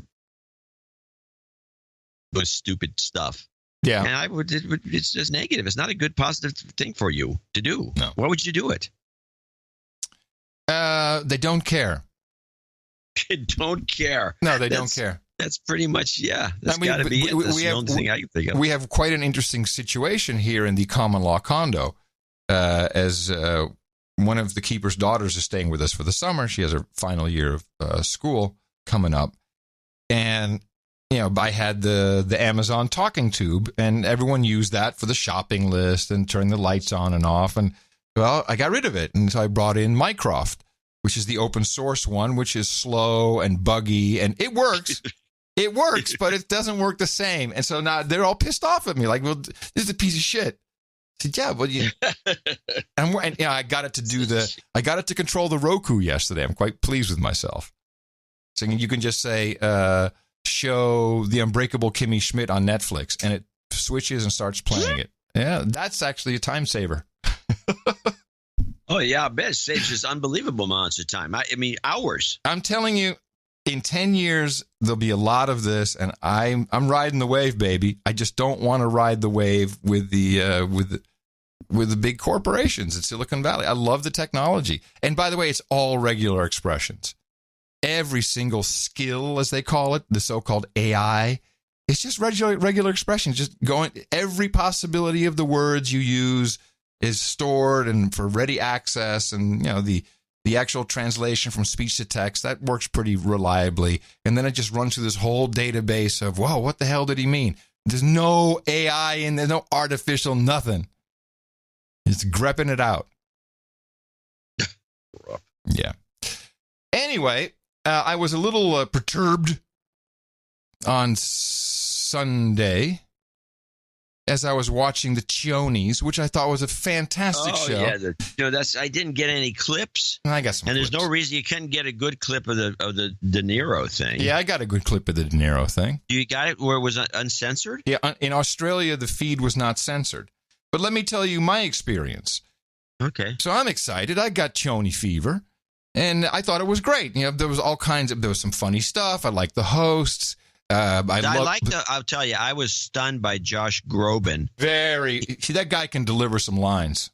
Now, he's not only a good comic, but he's a good singer. Mm-hmm. Oh, very good. He's not like the girl is a real, Broadway singer. She's a star. She's a superstar. And I'm pretty sure she wrote all the comedy songs that they did. Probably. Because she did the play Waitress, which is a good play. Yeah.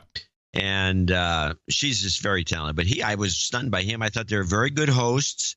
I think they covered well for De Niro. De Niro's obviously put on there for that exact purpose because he's done it before. Hold on, let's not go there first. I wanted. Okay, I'm gonna let you go because I just want to say why I watched the Tonys because they really although this one was disappointing, but they usually play the best bits from the various musicals, usually the best bits.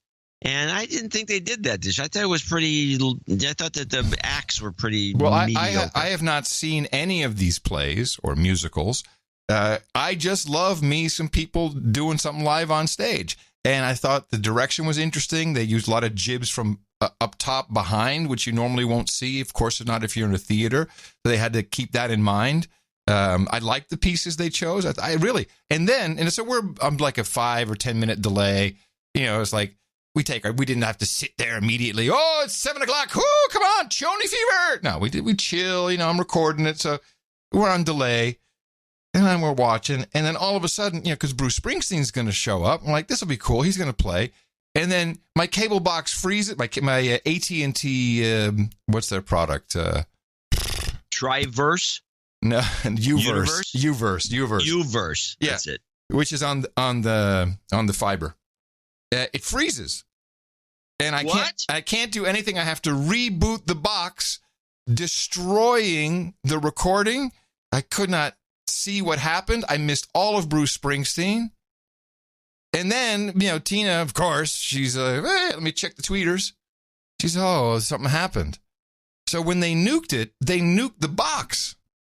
And so that your copy is destroyed. Now, the next day, a full copy was restored on the DVR. They got a lot of capabilities that I'm not aware of in this Uverse device.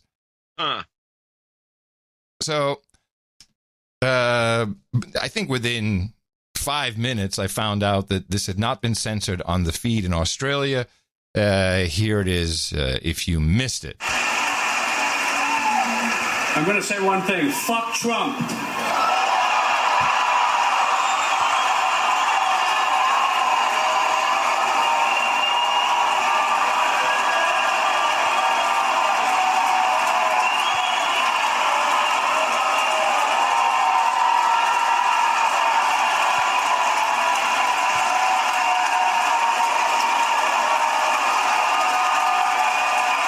It's no longer down with Trump, it's fuck Trump.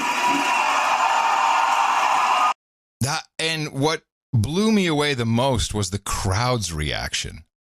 Yes. Yeah, I was actually surprised by the crowd's reaction. It was deplorable. I saw a few people, some women actually gasping, putting their hand to their mouth and shocked, which I think is appropriate behavior. Yeah, probably. But what made De Niro look dumb is then he was putting his arms up like he had beaten him or something. That just made him look stupid. Yeah, it was a pose from Raging Bull. Right. So it was just dumb. And to me, I don't care what he says. We know his stance on the president. It ruined the chonies.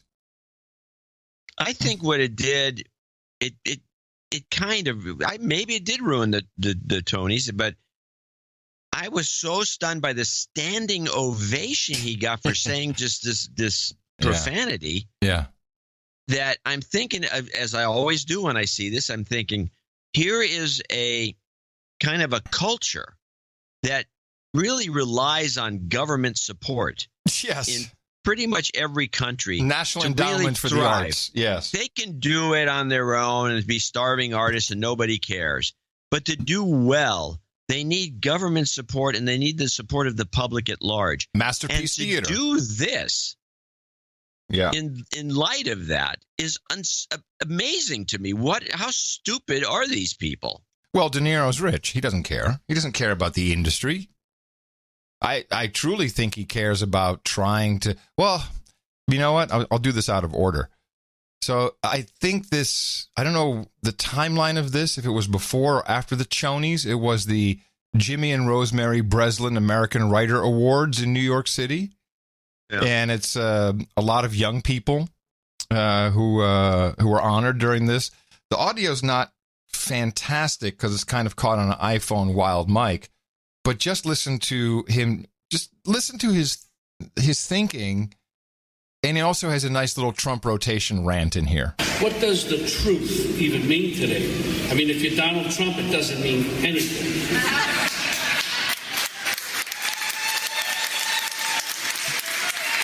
If you're as cowardly Republican enablers in Congress, you don't let the truth stand in the way of pathetically clinging to power.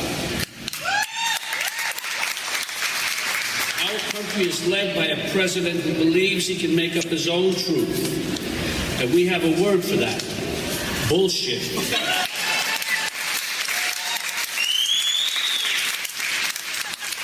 See, this is where you young writers have it all over me. You have the vocabulary to articulate precisely and eloquently. For example, you might say, as have many professionals, that Trump manifests a serious mental illness that renders him psychologically incapable of discharging duties of the President of the United States. That he's afflicted with a narcissistic personality disorder, that he's a congenital liar, a mean-spirited, soulless, immoral, amoral, abusive, con-artist son of a bitch. Motherfucker. Woo! Bobby! Well, and I say this because I'm not political, but I am now, and you guys are the future. Now listen, here we go. We're in a dangerous situation in this country. You know, with Hitler, with other despots, people didn't take them seriously. They laughed at them. And then what happened? Turned around and it was too late. We can't let that happen in this country, and you guys are the ones to do it. There you go. We got everything in there, including Hitler. I love the fact that he says I'm not political. He was a huge, massive, butthurt supporter of Hillary. Yeah, and I'm not political at all. No. Donated a lot of money to her campaign, worked on her behalf, did that one TV commercial. But he says he's not political. Really? Yeah. Well, it seems to be a meme now in Hollywood and the theater world. We can just say whatever we want now. But De Niro has lowered the bar successfully. And here is actress Norma Dumanzueni. She plays Hermione, I believe, in the 18-hour Harry Potter play, which also won Hermione. See, there you go. I don't even know it's Hermione. In the 18-hour Harry Potter play, here's what she had to say. It's not 18, but it's a long play. One. It's like almost 6, I think. 6. It's 2.5 hours each play. Do they do 5? They do those 2 plays in one day? One after another? Yeah, back to back. Yeah, one thing that's back to back with intermission. Well, then I give her some grace. No wonder she's pissed. One thing that's surprising about Harry Potter is that even though it doesn't, this is variety. And you also got to listen to him. One thing that's surprising about Harry Potter is that even though it's not as overtly political, like something like Angels in America. I sort of feel like there are moments in it. There are things that happen with he who must not be named that. He who must not be named? Have real resonance today, particularly in America. Are you aware of that? Do you feel that? I really do believe that that's why this is resonating a lot at the moment. London, when it started, beautiful, and there was a moment we went, okay, this is the story we're telling, but now 2 to 3 years later since we've opened in London, to be here, you go, actually this story is getting deeper and deeper and deeper, and we as human beings are all fighting to be connected, but especially to be seen. If you're not seen or not heard, that's where dangerous stuff happens. That's where people under the radar do very cruel things, and that's what this play is about. And it's about bringing things into the light, letting your light shine. This is what JK has always been about, let the darkness out into the light, and that's why I'm very proud to be here telling this story right now, because as you intimated, those things are very important. Should the president come see the Harry Potter and the Cursed Child? No. Thank you. Anybody else? Yes. Yeah, this is a I saw this too, but I didn't clip it. But I'm glad you did. But I know you always irked about sanctimonious Brits. Yeah, I was going to say, just regarding the Tony Awards, it was all British people who were winning. Yeah. But yeah, sanctimony. Get out. Show me your papers. On Broadway. Patty LuPone. Sanctimonious Brits commenting on our on our president. You can't say that stuff in your country, young lady. I don't think you can talk that way about politicians anymore. What they call it when they de-block them or whatever the thing they do. De-notice. Talk about D-list. Not D-list, de-notice.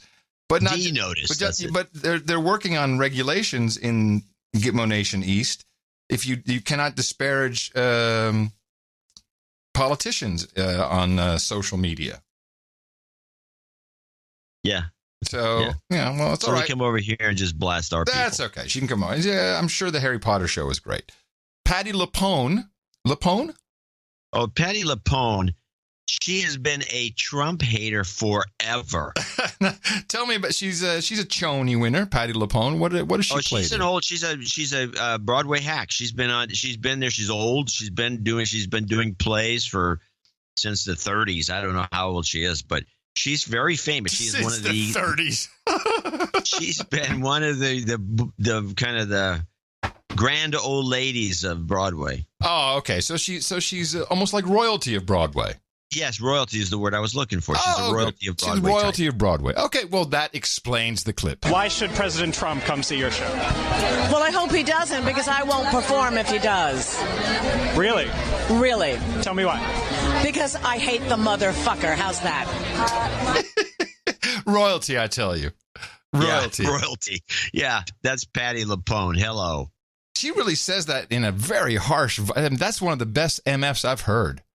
Yeah, she really dislikes him for reasons that have never been explained. I wish people would explain their reason for this. That is visceral hate. Let me just play that one bit again. Why won't that play? Because I hate the motherfucker. How's that? Damn, she really says that in a harsh way. And she also says it to the point where she hates the guy she's now talking to. You know, it's almost like, Yeah, exactly. It's just broadcasting this deep hate, which makes you wonder, as an artist and a performer to be living in this world of that kind of unbelievable hate. How does that improve your acting skills? No, well, that's part of the process. You can use it. Speaking of, new show alert. Barry on HBO. Barry? Yeah. It's a story about... B-U-R-Y? No, B-A-R-R-Y, Barry. Okay. The guy's name is Barry. And it's a series, and we just finished it last night. And it's a good actor. I forget his name. You'll recognize him. But the premise is he's a hitman from Pennsylvania, and somehow he winds up doing a big hit in Los Angeles, and then he decides to become an actor while he's kind of still killing people. Oh. It's pretty funny. Chuck Barris. Chuck Barris, who was a $64,000 question? The Gong Show.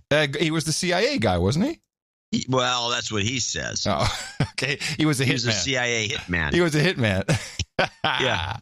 Fantastic. I love that. That's great. There was a movie about it. It was pretty funny. So, okay, well, let's move on to I got a little side bit here. Mm-hmm. And this is one of these things. I'm watching this very good special on nature on moths. Oh. And apparently, moths are food. Bats love eating moths, and so they've. Yeah, we don't have a lot of moths in Austin. I bet you don't. But a lot of moths have bred themselves or kind of evolved into mimicking the bat sound to scramble the bat's radar. Oh, really? I thought. Yeah, that's some evolution for you right there. Yeah, but the thing that came up in this special was a piece of information that I think I've been misled. So, there's these things you get told all your life, and then you find out it's bull crap. Oh, like if you have an oak closet, the moths won't go in. Cedar, that's what it was. Cedar. Yeah. But what I heard was that moths and butterflies are two different species. No. Butterflies are moths. No. Extraordinary breakthrough. Using DNA sequencing, he is tracing the genetic origin of all the butterflies we've identified. Remarkably, they all share a single ancestor. A tiny brown moth that fled the night some 50 million years ago. Driven, perhaps, by the rise of bats, relentlessly hunting the dark skies. In a world full of light, moths burst into color. We call these daytime flyers butterflies, but they are really some 20,000 species of colorful moths that have spread across every continent except Antarctica. Wow. Life-saving tips on the No Agenda Show. Just one of those little galling factoids. But anyway, there's a thing, because I think a lot of people have been misled, and there it is. Take that clip, and you can use it as a bar bet. Keep it on your phone. Does that really work for you? Oh, yeah. I make tons of money doing this stuff. Hey, I would like, if possible, hold on a second. Gentlemen, we can rebuild him. We have the technology. We have the capability to make him better than he was before. And barely alive. Yes, I'd like to have a little update on your bionic eye. Oh, yeah. How's it going with the new Well, lens? the focus is improving. So it hasn't been a full week yet. It's still a little blurry in my taste. Yeah. But I'll tell you this. Let me guess. You have X-ray vision now. There's a joke. Yeah, there's actually some funny humor to that. Well, are you going to let us in on the joke or not? No, it's too insulting to someone that would not appreciate it. Okay. Anyway, the problem that once you get your cataract fixed and you get a new lens, it is so bright. You have to wear sunglasses outside. You really do. I mean, you can't not wear them. So, but that's because now your other eye is still all murky and gunky, and that one now needs to be replaced. Murky and gunky. It's just these lenses. Over time they start cutting out the light to the point where when you're older, you only get 75% of the light in. Oh no.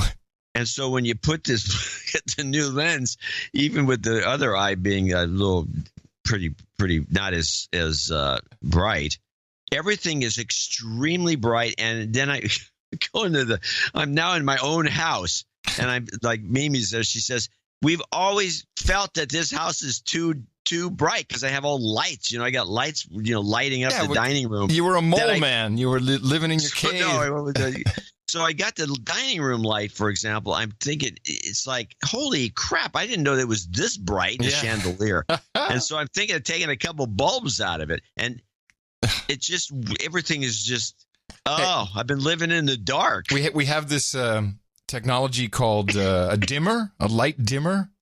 You might want to try one of those. Not all LCDs work with light dim. Oh, no. If you have LEDs in your chandelier, everything's LEDs. In the chandelier? Yeah. Yeah, you get fancy bulbs for everything. You should go off the grid, man. Put some candles in that bad boy. Go old school. I'm not doing that, burning the house down. I think it's silly. Since we're talking about this, this brings me to this. I got these two bulbs here. I want to give some people some LED bulb buying tips. Now, before you even go there, we know that there is an incredible cartel of light bulb manufacturers that started years ago, and they all got together as Osram and Philips and GE, and they said, hey, you know what? We're going to say 1,000 hours on the bulbs, and they'll go 1,000 hours, maybe 1,001, and they'll pop and they have to buy us a new one, and no one's going to let anyone in on the big secret that there's a light bulb that has been burning for over 100 years in a firehouse in San Francisco.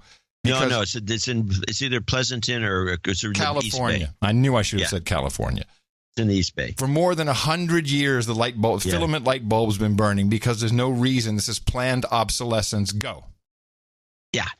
Well, that's not the case with these LEDs. These LED bulbs, and by the way, there's those fluorescent fluorescent bulbs. Those things, that was the big scam. I mean, I got rid of almost all of them. They didn't last as long as they're supposed to. They burn out. They get dull. They start losing their light. They're just terrible. It was this unbelievable scam and I would blame the Democrats for this because energy. Yeah, and they gave us Can't use their old bulbs. They gave us those the CFL bulbs that threw off radioactive energy and they buzz and they sputter. Oh, they're the worst. But the LED bulbs seem to be okay. And I got my bulb tips. A couple of things. And this is particularly true if you have a cataract surgery. You want to have tungsten or just sometimes called soft or tungsten. You want the Kelvin to be below 3,000. Most of the good ones that I use are 2,700 Kelvin, and they're perfect. They got the right color. They got a real believable glow. You go to the ones called daylight, and their Kelvin gets up to like 5,000. Anyone who knows photography knows what this is about. They're so blue and creepy that. Yeah, they're okay during the day because they do apparently reflect daylight, but at night they're just horrible. Do not buy those bulbs ever. And I learned, by the way, at NAB, which is this is kind of an interesting little factoid for the broadcasters out there, that typically, because everyone's moving to LED stage lighting now, because it has all these advantages. Yeah, mainly, you can control the color radiance and everything. You can do all kinds of stuff, and it's not hot. Yep. That's the best part. So it keeps the studio cool. But it turns out I talked to a guy that sells this stuff. He says that the TV guys all buy the daylight 5,000 Kelvin bulbs for their shows. So when you're looking at TV, you're looking at 5,000 Kelvin, which changes the color balance dramatically. And all the movie guys use the tungsten Kelvin, 27, 3,000, 3,500 right. maybe. Well, that's what they need for film. Yeah. Yeah. Just a tip. Now, the other tip that's not just a tip, John. Another fantastic no agenda tip is what that is. Yes. Now, the other thing is I recommend people you want to get at least 100 lumens per watt minimum. If you can get more than that, it's good. They can do up to, I think, 300 lumens per watt with the experimental LEDs. You're not going to find them on the market. You're going to find some 100 lumens. I like the Tiwin, Tiwin, which you can get from Amazon. And then for more powerful bulbs, I like the XM Prim, which, by the way, have more than 100 lumens per watt. And you don't want to buy the 90 lumens, 80 lumens per watt. It's just a waste of money. So that's the other key you want to make sure to look for. If you don't have at least 100 per watt, don't buy, at least 100 lumens per watt. Do not buy the bulb. So here's a question. What do I want to get for my grow operation? You can buy, I think they have some grow bulbs. Because this is the main problem with growing is your heat signature, and your electrical bill is just it really makes the cost of production costly. And with these bulbs, with LEDs, if you can get grow bulbs, you'll save a lot of money for growing. Another life-saving tip from your No Agenda show. I'm going to show my support by donating to No Agenda. Imagine all the people who could do that. Oh yeah, that'd be fab. Yeah, on No Agenda in the morning. Yeah, we do have a few people to thank for show 1042. Starting with Mrs. Moto. Hello, Moto. Hello, Moto. You got to read this. To celebrate our 15th anniversary on the 14th, I donate $150 in honor of your loyal supporter, fantastic father, and my amazing husband, Sir Francis of Roberts Bay. Happy anniversary, honey. I'm the luckiest girl in the world. Mrs. Moto. Hello, Moto. This is our Father's Day shout-outs here. Sir Cal of Lavender Blossoms, 133.33. Hey, he's got quick eyeball recovery for you. Yeah. Look for greater celandine, a medical herb growing all around us. Crush the stems and rub the yellow juice into your eyelids. It doesn't say into. It says onto your eyelids. Instant relief. Well, it gets rid of warts, Adam, it says. Do I have warts? What has Adam got warts? Not that I know of. Okay. Thanks for the tip. Esther O'Neill, $100. She's also enlightened about something. Just about the show, I guess. Yeah. Sir Chris Gray of the Isle of Wight came in with 8888 from Covington, Louisiana. Hold on. Just a question about Esther, because she says, well, actually, I want to read the whole note. She's in Hong Kong. Thank you for enlightening my knowledge, even though I do not agree with some of your opinions, but I respect yours. I'm sorry it took me a while to make this donation. Please pass karma back to me. God bless Julie. I'm just trying to figure out, is this Julie or Esther? Well, we thank you regardless. It says Esther, but it signs Julie. Okay. Well, God bless. Back at you. Julie Esther. Thank you very much. Julie Esther. Julie Esther. Sir Chris Gray, Isle of Wight, 8888 in Covington, Louisiana. Yogi, 7676. Don't use my name. Use Yogi. He's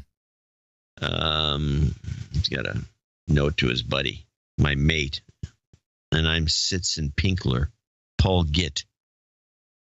Dame Bang Bang, 7373. I haven't heard from her for a while. Got a birthday. Yeah, also happy Father's Day to Sir D.H. Slammer, Baron of Central Coast. Happy birthday to him as well, coming up, as well as Sir Andrew Knight of the Mountains.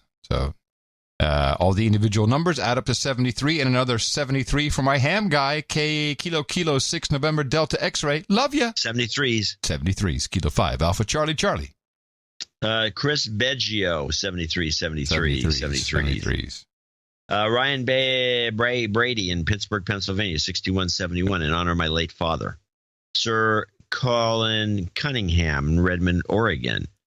I love you, Dad. I miss you. He says, call it to my father, James Cunningham, who died last year. Love you, Dad. I miss you, he says. Rabe or Robbie Sandlin. Rabe, what do you think? 6171. No Agenda is the most important podcast in the universe, and it's getting more. It's getting more importanter. Yes, and we help people with their grammar. Timothy Pierce, 6116. Christopher Dictators, 5678. Pete Federici, 5555. He wants a jobs karma for himself and his partner. Yep. Put that in. James Deering in Spring, Texas, 5510. Please add my work subordinate Brian Frazier to the birthday list. We got that. Also, please call him out for being a douchebag. Robert Pinder, 5510. Matt Frank, Mentor, Ohio, 5432. Brian Cohan, 5333. He's got some karma coming. Daniel in Coos Bay, Oregon, 5333. Brian Cohen also needed a de-douching, I guess. This is his first donation. And he's marrying his smoking hot fiancée, Maura, on Saturday. So let's de-douche. You've been de-douched. Oh, here's Daniel, our producer, Daniel. Yeah. He said... Yeah, go ahead. Oh, he's the one who says, my sincerest apologies for the mistake I made last episode and all the ruckus surrounding it. Thank you, John and Adam, for understanding. Thank you for your courage. The show has never been better. No, thank you. Even my daughter thought the last show we did was dynamite. No, that's saying quite a lot. I'll take that as a huge compliment. I listened to half the show. She's out doing something. Half the show was great. That's well, no, she's still listening. She was listening. She's in the middle. And I said, well, how's it so far? She says, it's great. Wow. Yeah. Peter Chong in Lake. What's because we had all these clips of the day. Peter Chong, 5176 in Lakewood, Washington. Relationship karma coming. Oystenberg, 5038. A bit late for the vote, but here it is anyway. Oh, gotcha. Randy Holcomb in Lake Forest, California. Birthday. Alan D. Peterson. These are all $50 donors in St. Louis, Missouri. $50. Dame Patricia Worthington in Miami is always coming in. She comes in a lot. Thank you. $50. Robert Weber in San Jose, California. Brandon Savoy in Port Orchard, Washington. Brett Yo in Catonsville, Maryland. Catonsville, not sure. Jonathan Ferris in Liberal, Kansas. Robert Bruckner, parts unknown. Richard Gardner, who's a racer, isn't it? Yeah, you think so? From the No Agenda Racing team? Yeah, I think so. Could be, I believe so. Keith Yarborough in Austin, Texas. You know him. Oh, yeah. Trevor Hoagland in Portland, Oregon. John Holler in Missoula, Montana. And last but not least, Kirsten Gleb, who comes in from Pop Mail. And $50. We didn't get a lot of the, the Father's Day call-out No, I presume we're going to get a lot on Sunday. Well, you don't know. I mean, most of our listeners, for some unknown reason, besides being Eagle Scouts and hams, hate their moms. and their dads. Apparently, they're going to hate their dads, too. Let's see if there's anything on the list down here. No. Well, that concludes our thank yous to our donors for episode 1042. Thank you all very much. It's highly appreciated. Also, people who came in under $50, a lot of people on subscriptions, people who want anything under 50 we don't mention. That's by design, so people can donate anonymously if they want to. It's just so that we don't mess it up, because it's very easy to mess up those kinds of things. And, of course, we'll have another show on Sunday, and we'll have lots of deconstruction for you. I'm looking forward to it. You heard it. The show is approved by Jay Dvorak. Dvorak.org/NA. Jobs, jobs, jobs, and jobs. Let's vote for jobs. You've got karma.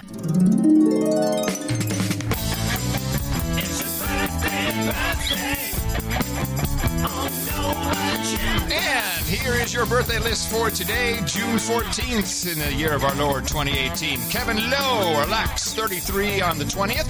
Robert Umberger says happy birthday to his amazing wife, Lori. She celebrates today. Dame Bang Bang says happy birthday to Sir Andrew King of the Mountains. He turns 10 today.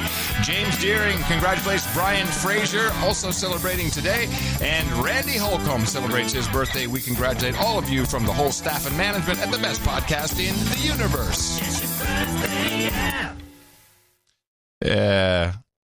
Just as a little aside, podcast ad revenues hit $314 million in 2017. Jeez, it's hardly anything. It's nothing. It's really low. Yeah, well, I think it's a money loser for most people. Probably. Now, we're talking about the media, jumping all over Trump and making a fuss about one thing or another. There was a clip from the G7 from the reports. Yeah. That came out on, I moved this to the show. This was on ABC. Mm-hmm.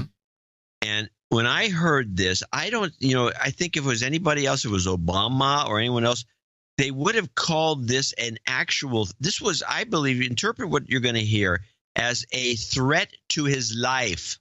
Relations are also strained with French President Emmanuel Macron, who Trump recently hosted at the White House. Now Macron suggests he may be ready to give up on Trump, tweeting, "The American president may not mind being isolated, but neither do we mind signing a 6-country agreement if need be." Later adding, "No leader is eternal." No, isn't that a death threat? No.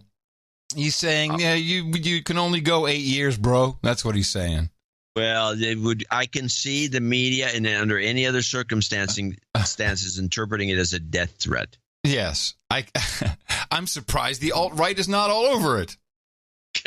Yeah, I'm the only one who caught it. What is wrong with all of us? Yeah, exactly. What's wrong with these people? So net neutrality expired. Okay, let's play the bad mergers clip because I'm sure this is part of it. No, not necessarily. But today, big story. Comcast made a $65 billion all-cash offer for some of the assets of 21st Century Fox. That bid is nearly 20% higher than an all-stock proposal for the same Fox assets that Disney made last December. Question now is, will Disney try to top Comcast's offer? And this brewing battle occurs just as traditional media companies are trying to better compete with the likes of a Netflix. As we told you, Comcast was expected to make this offer if AT&T's proposal to take over Time Warner was approved. And as we reported, a federal judge cleared the way for that deal yesterday. Now, this was corruption at some level. There's no way. Anyway. I want your comment on this. I just want to say that this folds into net neutrality, and we're going to explain once again what our stance is on that. But this does have to do with it. I agree. And the whole idea is, will you have too much pipe and too much content? Am I correct? There's that issue. I don't see why they're so preoccupied with Netflix. It's not as though they can't do this. Now, of course, this opens the door for every stupid thing coming down the pipe, which includes T-Mobile merging with Sprint, which is going to happen. Yep. And there was another couple of these things floating around. They're all going to happen because of this. This was a monster. It should have been stopped. What is wrong with these judges and antitrust? I mean, there's got to be something else going on. There's no reason you would allow this. Comcast, which already owns Universal, now they own another studio, and they own the cable networks, and they own NBC. I mean, it's like this. It's ridiculous. I have a different hunch about all this, and I think that this is going to be the death of AT&T. What is the company? What is the company going to be called after the merger? Warner AT&T. It's going to be called AT&T. Okay, I know where you're going with this. Now, I want to mention, by the way, the Comcast Fox merger only came about because of the AT&T Time Warner merger, right? Which is what the White House bitched about. Yeah. But now all these mergers are going to happen because this guy gave them the go ahead. Yep. I think it's going to be called AT&T. Okay. And you know where I'm going with this? What you're going with is they're going to have to change the name, and they're going to. The AT&T is not even this. The AT&T we're dealing with is really, I believe, Southwestern Bell. Yes, originally, yeah. The original AT&T is defunct. Yeah. And these guys kind of this aggressive local regional phone co. We're buying up everybody. They bought Pacific Bell. Yeah, they bought everything up. They bought it all up. Yep. They bought it all up, the whole country, and then they bought the remnants of AT&T. And then they said, "Hey, we're AT&T," and they call themselves AT&T, which I find to be creepy. It's almost like Frankenstein's monster. Now, how much content is in this deal? AT&T's buying Time Warner. Right. So what are we talking? What kind of content? Well, I think Time Warner, let's take a look on the wiki page to see what Time Warner owns. They own lots of content. Okay. See, they own the cable, and they own this cable that you're. I believe the way the world is going, and I am from the future, hashtag. I think the bet on content and pipe is exactly the wrong thing to do. I think this is going to bankrupt this company. Let's hope. I would put all my money in AT&T and Sprint. They're going. These Verizon, AT&T. Sprint and T-Mobile, T-Mobile and Sprint. Verizon has also now they're chopping all kinds of content deals they had. They purchased all that stupid shit with the Huffington Post and the Gawker, whatever the hell they bought. What did they buy? Dumb. Yeah, they just bought. They regret it. And they're moving away from it. Yeah. These guys, Gawker got bought by Ziff. These guys all understand that if they really, whoever focuses on the pipe, and I think there'll be wireless is a different issue, but whoever focuses on the pipe and can achieve just net neutrality because their job is to deliver to you what you want, they're going to win in this. The content, forget about it. All these, and this is decades of content investment. And I blame Terry Semel, and maybe even Ted Leonsis to a degree, thinking that we put the content together with the pipe. No, it's a failure. It's a big failure. And yes, I hope so. So I'm very happy with this merger. These guys will fail. Now we have issues with a number of ISPs that are available in the United States, certainly, but I think that's pretty much everywhere. You've got issues. All right, Time Warner. I'm going to go over some of the things so we know what we're talking about. Time Warner owns, and now AT&T. And I'm not going to argue necessarily your basic point, because I think you can ask. I mean, unless they just wanted Time Warner cable and they're going to spin the rest of it off. Yeah, but spin it off. Listen, spin it off into what? I'm looking at Netflix. Just take Netflix. Fantastic. They're great. They're losing billions of dollars. It's just like Uber and Airbnb, all these conveniences. There's a reason why we didn't have them before. It's because we didn't have morons to invest in this shitty stuff. It's dumb. They're not reaching the economies of scale that was promised. It's not getting there. And the Netflix gravy train will end eventually unless they can figure it out. And I don't think they can do that. It's very expensive to create good video content. It's expensive, and there's unions, and there's guilds, and there's payments and royalties. It's a very well-oiled machine, and now it's a nightmare, is what you're saying. Correct. Okay, so Time Warner owns home box office with about 25 channels, including Cinemax. They own Cinemax. HBO is the most profitable one of the bunch, but they've been doing it for 50 years or 40 years. HBO is huge, and they got them all over the world. They own Turner Broadcasting System, TBS, TNT, when you watch a True TV, TCM, Turner Sports, the basketball games, they're doing good money on that. A whole bunch of television stations everywhere, CNN, CETVs. They own Warner Brothers Entertainment, DC stuff, which is, I guess, now half owned. No, they still own DC. So they own the movie franchises for DC's lousy comic book movies. Warner Brothers Studios in Levingston, England, and in Tours. All right, we get it. Wait, go on. Warner Brothers TV Group, which is a tonnage of stuff. Warner Brothers Home Entertainment Group. And then they have investments in a million other things. But anyway, okay, I'll stop. This is very expensive operations, very, very expensive, and they have a high margin of error. Stuff just doesn't work, and low margin of error. No, they have a high margin of error. No, a high margin of error means they can screw up royally and still make money. Okay, you're right. Yes, I'm sorry, a low margin of error. But what I'm saying is they make a lot of duds, a lot of them. You don't know about them. You don't hear about them. They go away. There's tons of duds. And you got to have one or two big hits, but the cost to do this is so disproportionate. And anyone who's smart looks at Netflix and says, "Well, great, we'll have it all." And how's that going to work? They don't have control over the 24-hour cycle. That's how you could do it. Look, we're putting this on. We'll get some ads. If the ads aren't enough, that's a failure. Rarely do you have such a flop that no one watches it. Oh, okay, we'll make good on those ads. We bring in the mid-season replacement. Boom. You had no choice. You're watching this. Now we have choice. We have choice of everything, including dumb stuff on YouTube, but also professionally produced independent content. And you can watch it whenever you want. Their model is broken, but the investment started back when it was still gravy train days.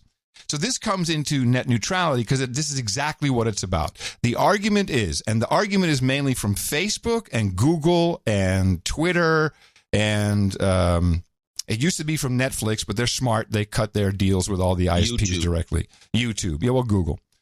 The argument is ISPs with all this groovy content and all the stuff they own, which, by the way, runs on their own network, has nothing to do with bits coming from the outside, but okay.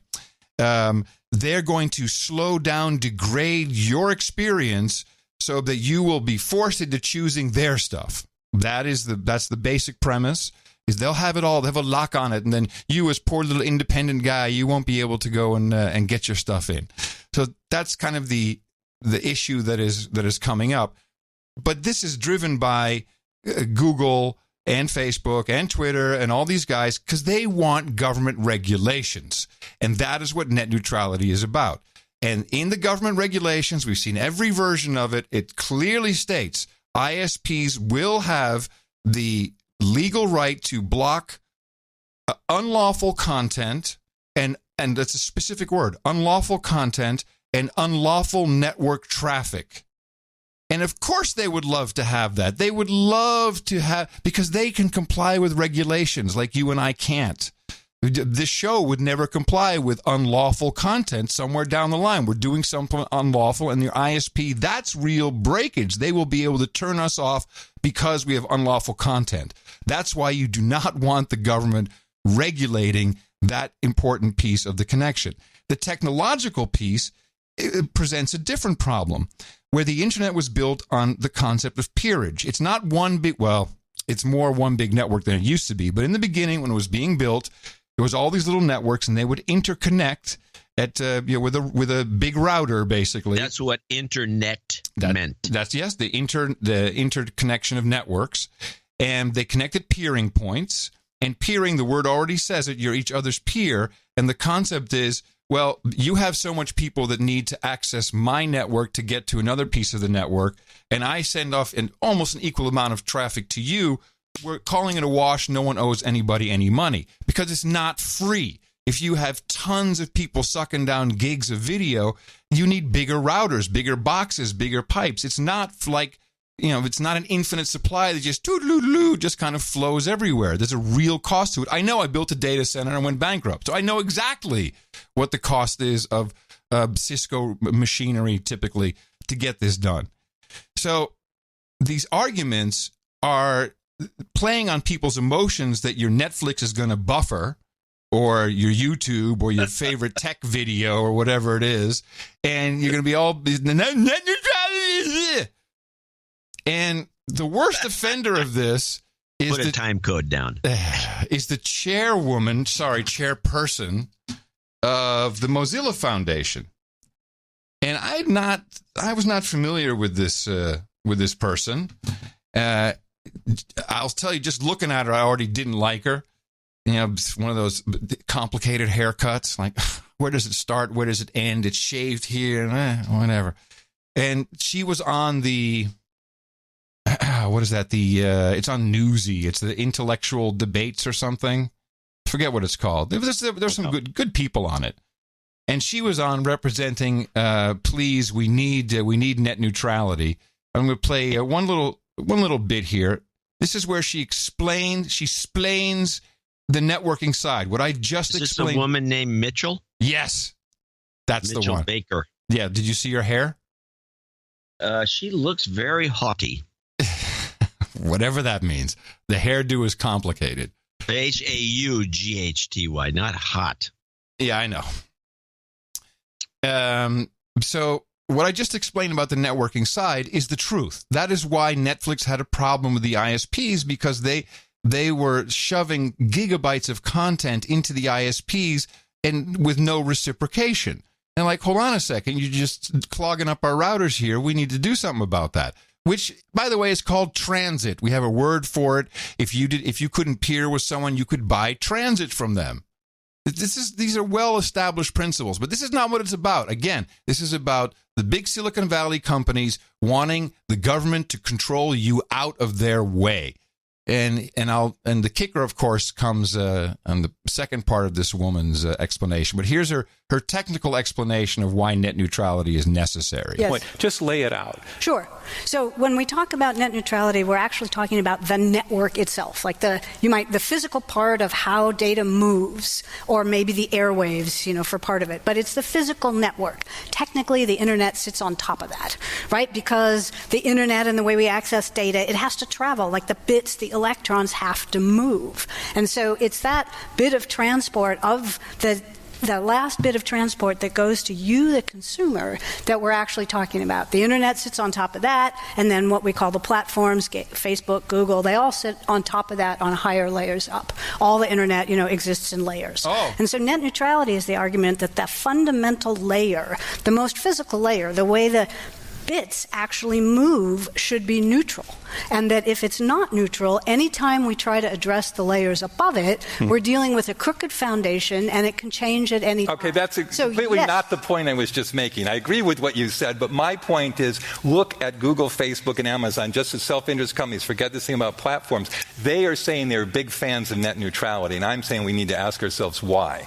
So the way she just explained what's really going on, what a bunch of bullcrap that was. Yeah, it was just a gobbledygook. And what she fails to disclose, well, actually, I'll say it at the end here. So now she's going to talk about her history, the history of Mozilla and the freedom fighters. And I'm going to say it up front. She's full of crap. How did Firefox, the Mozilla Foundation, make its money? We all know the answer. Well, they made most of their money by putting a little search box in there and charging Google $275 million. Yeah, it's passed through. Yeah. That's how they made their money. From day one, they were in bed with Google, and now this woman is out there shilling for Google, but she's not going to disclose it. Oh, no. She's a freedom fighter. You know, Mozilla and our work in Firefox would not be here without net neutrality. We first built Firefox in 2004 as a nonprofit. By definition, our goal is not maximizing revenue, not for ourselves. $275 million. Not for the ISPs, not for anyone else. We were building a product everyone knew was irrelevant, and we were challenging the tech giant of its time, Microsoft, which was essentially Google, Apple, Amazon, all rolled into one. What? We were open source, which was very freaky at its time. Freaky. We had no money for marketing. $275 we had million. No money for distribution. $275 million. And we were building the internet as a public asset. They were building the internet. Something that was crazy for its time. We were not anyone's model of an attractive business partner. Wow, hold on but we had one thing going. She is so, you know what I like about her? She's a giving person. She's really part of the community. She wants to do good work. Oh, by the way, in 2018, she made $1.1 million in compensation from Mozilla. Because they're so poor. They got no money. They're starving to death. Freedom fighters. We were not anyone's model of an attractive business partner. They are the gulag of Silicon Valley. But we had one thing going for us, along with our product. $1 million. We had the open internet. Oh. We were able to offer our product, and we were able to make it fast. We were able to make our download fast, which is more important than you would ever think in trying to get a product adopted. And we were able to make our download fast without worrying about what ISPs around the world would decide and whether their delivery practices would ruin our product. Without the open internet, we wouldn't have had a chance. And the opportunity of the open internet should be for all of us. Innovative business practices, innovative solutions should be distributed, and each of us should have the opportunity without going through the gatekeeper of our ISP. Mm-hmm. And so we urge you, support the motion, preserve net neutrality. Wow. Brazen, just brazen. Who needs a lobbying firm when you got that? Yeah, she's good. Yeah. So Cal grad over here in Bold Hall. She's a lawyer. Mm-hmm. Well, she doesn't know jack about the internet. She doesn't need to. The photons flying around. What was she talking? What kind of jive was she talking? It's crazy. Hey, she's actually, Time Magazine made her one of the most 100 most influential people in the world. Oh, yeah? Well, no wonder she got the hair. Never heard of her before you pressed it, but okay. So I got some follow-up on the PBIS. A lot of people like that little presentation. Yeah, well, the responses, there's some... by the way, she was also the lawyer for Sun Microsystems, or associate lawyer. Associate. Well, this she started at Sun Microsystems. Yeah, Sun Microsystems. Okay. Yeah, so I got a number of interesting emails. So this was about the behavioral... what was it? What did PBIS stand for again? Well, it's... Yeah, I know. Well, it's... the bottom line is PBIS is a program that punishes or does not punish children based upon their political identifiers, such as poor or black. Positive behavioral intervention and support. Thank you. And we also tied into that how Google is just has flushed themselves into schools. And I got a note from one of our people who would know. On the last episode, I heard you talking about Chromebooks and education. I completely agree. These Chromebooks are being used to take over the school system and get more students into the Google world. But it goes a step farther. Many school systems, including universities, are switching from hosting their own servers or Microsoft servers for mail, calendar, etc., to Google's G Suite. Sure, it's great for IT since everything is Google managed, but like you said, make Google slaves from a very young age. This is troublesome. I know many nonprofits who use the G Suite. I think that's wow, what a single point of failure. They use cloud and all this stuff. If Google just decides that you're on the Southern Poverty Law Center's list or something, and then we're not going to serve you, boom, done, everything's gone. Your company is gone overnight in a second. Yeah, it would be gone overnight. Always a bad idea. Yeah. Now, I think that's quite frightening that people are all in on Google like that. And who's to say they're not looking at, there could be all kinds of stuff going on. Apple, our producer says, Apple does not have educational products. Our new 6th gen iPad with pencil support is very cheap and targeted right at the education market. We have some apps like Classroom, which make it very easy to manage students' iPads while in the classroom, and even has a sign-in mode on the iPads if the school doesn't want to do a one-to-one program, although Google makes it very hard when they just throw free stuff at schools with the intent to harvest all the data they can from students. Because of Apple's stance on privacy, it makes it more difficult to give away free stuff to schools. Like I said, we're marketing our 6th gen iPad towards K-12. Our keynote for it was even at a school in Chicago, and we worked with Logitech to make a cheaper and more durable stylus called the Crayon that uses the same technology as the pencil. So Apple is definitely in education. They're trying, but then I guess it's tough for them, and I can see why. They dropped the ball. Yeah, Google has the right idea. They got a cheap product. Apple always wanted to sell. I don't think they were giving away. They always wanted to sell. From Sir Ryan, checking in from Colorado. Not only am I a middle school teacher, thank you for your courage, but I also have a master's degree in curriculum development and a master's in educational leadership. Oh, man. You should do a podcast. Through my work, I have led school-wide and district-wide PBIS teams for several years now. Hey, John, this is straight from the horse's mouth. This is good news. Are you still there? Yeah. All right. I can tell you that all schools must hold something called a manifesting meeting, which considers if a student's misbehavior is caused by a student's disability, which all students basically have, he says. If it is found that the behavior does come from a disability, which it always is, he says, that student is not legally allowed to be punished for their behavior. I can tell you that teachers are going out of their minds trying to manage a classroom full of kids that feel empowered because they know their teacher can't legally punish them. Worse is the implementation of restorative justice in schools. This is a legal philosophy in juvenile criminal justice that is being bastardized by school administrators to keep problem kids in the classroom and lower their referral number and suspension rate for students. Just want you to know that many of us teachers are aware of the madness and doing all we can to combat it for our own classrooms. Feel free to share if you'd like to reach out or if you have any education questions. Why don't you, I do have one for him, but I want you to make sure to forward. I don't know if I have that note. Was it forward? Did I get a copy? Probably not. Well, send it to me. I'm going to put it on. I'm putting a website up of notes like that. It's just a feedback from our listeners. Here's one from Lon. Well, wait. I have a question for him. Okay. I didn't know you were going to do it publicly. Okay, good. Go.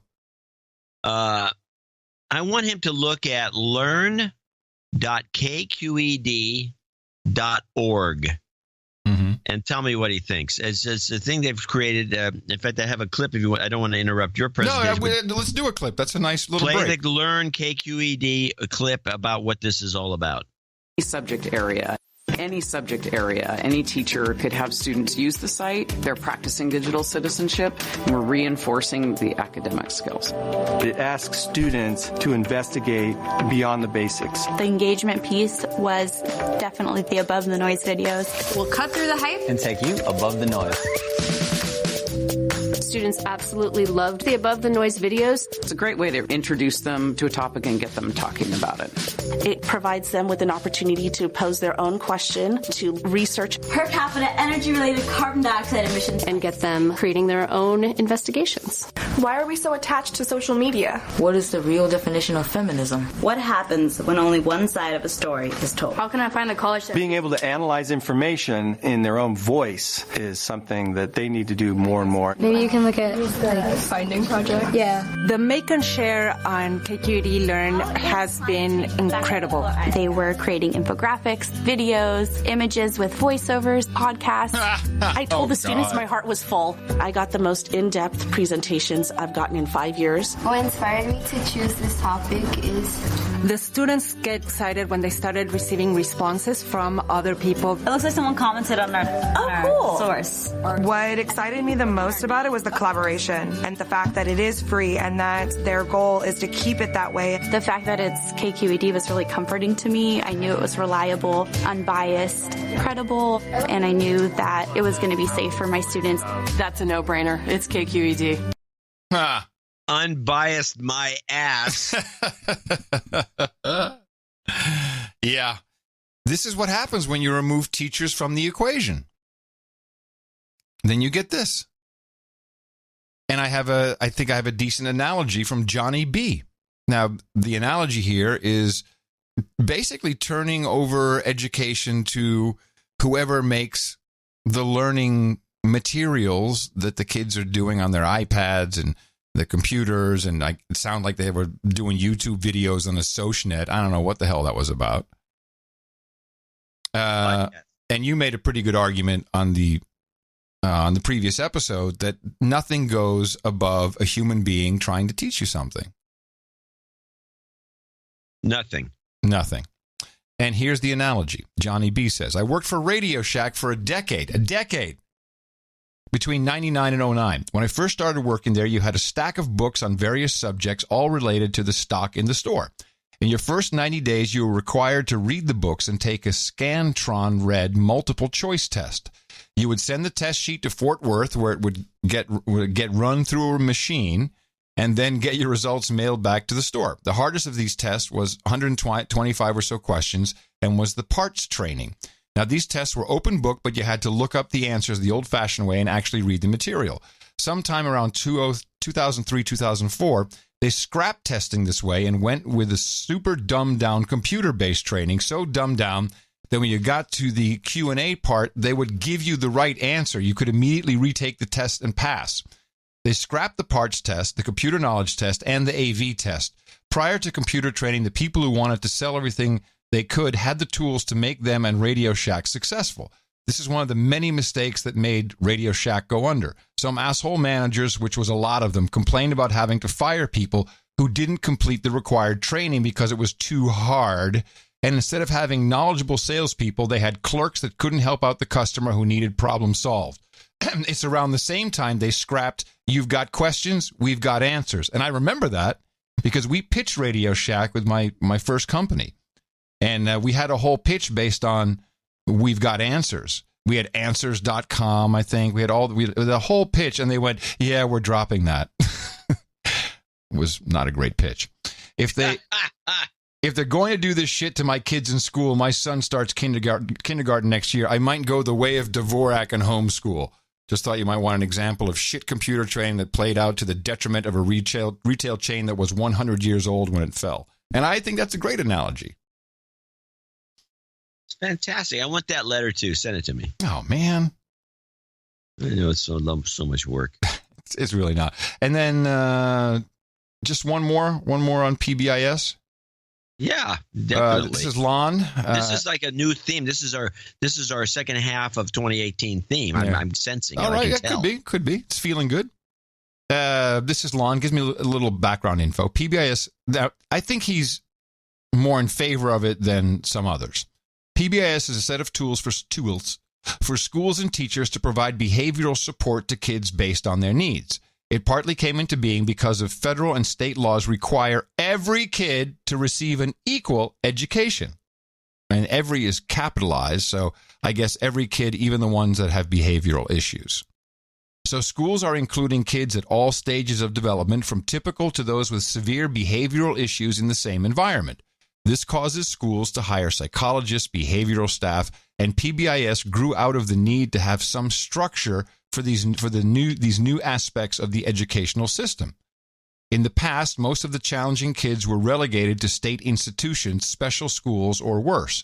We are seeing parents, teachers, and professionals clash over how all kids are educated, interacting, and resources of school are spent. It is very ugly on the front lines, with kids caught in the middle of adults signaling superior parenting privilege. I see this side of the argument too. But it sounds to me like teachers and educators in general, in the whole system, they're getting a real raw deal out of whatever this privileged PC society is delivering to us. Oh, it's terrible, but it's part of the bigger debate. It's the conservatives versus the liberals, and it's and we've talked about this before. This is the two words that define each side. The conservatives are for liberty and freedom, and the liberals are for justice and equality. And this stems from the equality part of the liberal side of the arguments, and because it's just permeating society. It's a huge plague. This is one of the reasons Trump got in, because people sense there's something wrong with this sort of thing. Even though, I think you just put your fingers on it. You really, that was good. You really explained it in one paragraph. Yes, I did think so. I have it since you're done with that. One more note. This is a quickie from Ryan, and it's more of the same kind of, but said a different way. Adam and John, I'm a high school teacher at a PBIS school. Bless you guys. Bless all of you for being that just from the get-go. Bless you. From my experience, programs such as this are only minimally implemented because of the system's, mostly the teachers, resistance to change. The teachers in public education work very independently from each other, and oversight from administration, and tend to continue teaching according to their own style. I believe that Marjorie Stoneman Douglas likely pursued PBIS because of the grant funding available to the school, which is in the tens of thousands, similarly to their pursuit of grants related to lowering student crime, and I'm sure many others. Again, I believe it is unlikely that the PBIS program made any impact on the school other than monetarily. As for teaching students how to behave, this is a major problem, all caps. Teachers like to do that. With many parents completely dropping the ball. It is hard enough teaching them almost anything when there is no pressure from the kids from home, let alone how to behave at school. Love the show, Ryan. Yeah, and that's really what it comes down to. Is parents, like, hey, you can't talk to my kid that way, whatever bull crap. And the teachers have no power. Powerless. Well, that's been getting worse. They probably, I don't know. Well, I have no idea how this is going to resolve itself. Homeschooling. Well, but they're resisting that. I mean, they're trying to make most states, they make it illegal. Isn't that great? Yeah. Yeah. I don't know. But you're right. You said this is the reason for Trump. So yeah, people know something's up. Yeah, and they want somebody to stop it, and he seemed to be a guy who at least talked a good game. He's talking the game, for sure. All right, you got one more thing to get us out of here, because we're running late. Oh, you know what? I almost forgot. Where is it? I'm not doing it right. This is what I should do. Excuse me, Adam, but you've got a plane to catch. I finally got my guy. Actually, I got two guys. Mr. Adam Curry. You've got a plane to catch, Mr. Curry, now! I got to say, I like Chris Wilson's voice, and it's got, but the second guy seems more real. That's Secret Agent Paul. Yeah. But Sir Chris, gave me a whole stack, so... Excuse me, Adam. Your service goat, Trevor, is getting a little impatient. So that means I got to go. Well, let's play out this. This will be my last one then. I got these other ones are good for carryovers. Okay. But I thought it was funny that now we're starting to see this meme is starting to creep in. I don't know how far it's going to go, how far it's going to get. But this is hacking a 757. Oh, yes. It is not a question of if, but when hackers will take over a commercial jetliner. That is the warning from cybersecurity experts. Here's Chris Van Cleave. A stark declaration in documents obtained by CBS News today from the Department of Homeland Security. In this presentation from earlier this year, researchers warned it's a matter of time before a cybersecurity breach on an airline occurs. That assessment came after a DHS decision to launch a nose-to-tail series of tests on this Boeing 757 for hacking weak spots.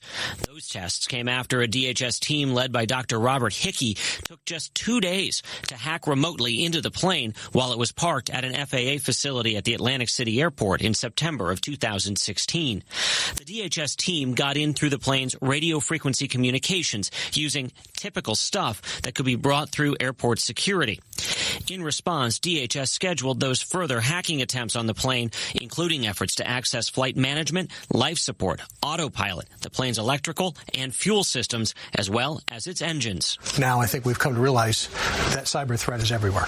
Ron Hosko is the former assistant director of the FBI. My fear is that our nation acts most directly when they're on the backside of a crisis. The crisis has occurred, we lose a lot of lives, and now we're prepared to put money into infrastructure. While the 757 hasn't been built since 2004, it is an aging workhorse for American, Delta, and United. President Trump's personal plane is a 757. So is the aircraft often used by Vice President Mike Pence. Experts wanted to know if hackers could use the in-flight Wi-Fi, the infotainment system, or even a USB charging port to get into a plane's system. Now, Boeing says its aircraft are safe, that it is confident in its cybersecurity measures, and does not believe the testing has revealed a cyber vulnerability in the 757. Jeff?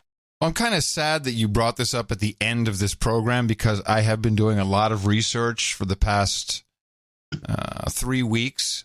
On this report, this is a report, aviation type, airman I'm smelling research. A TV movie for TV movie. Well, here's the homework, and everyone can go look at it. You want to look up BUAP, Boeing Uninterruptible Autopilot, and what this does, what it's been implemented in, which indeed is in 757s, 747s, even in Airbus. I believe that there's a possibility that some of these missing aircraft have been hijacked through the BUAP system. It's real. You can remote control the aircraft from the ground. There's a fun little side note to this. The patent for this was originally, there was a lot of noise about it. It was originally sold through the law firm of, was it Shuckham, Jivem, and Rose, the one that Hillary Clinton belonged to back in the day? It's called the Quartz patent, if you want to look it up. So on the next show, I think I should expand a little bit on that. Roll it out.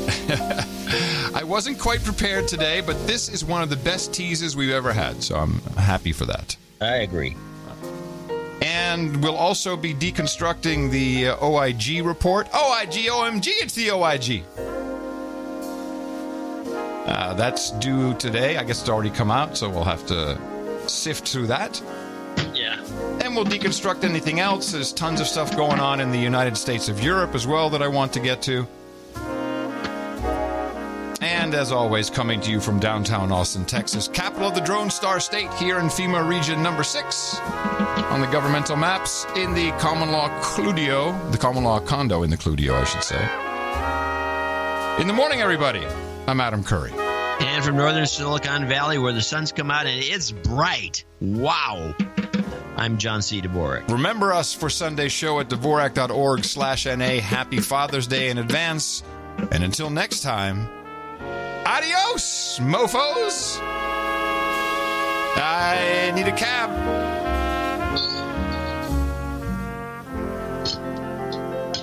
Well, you're not getting one.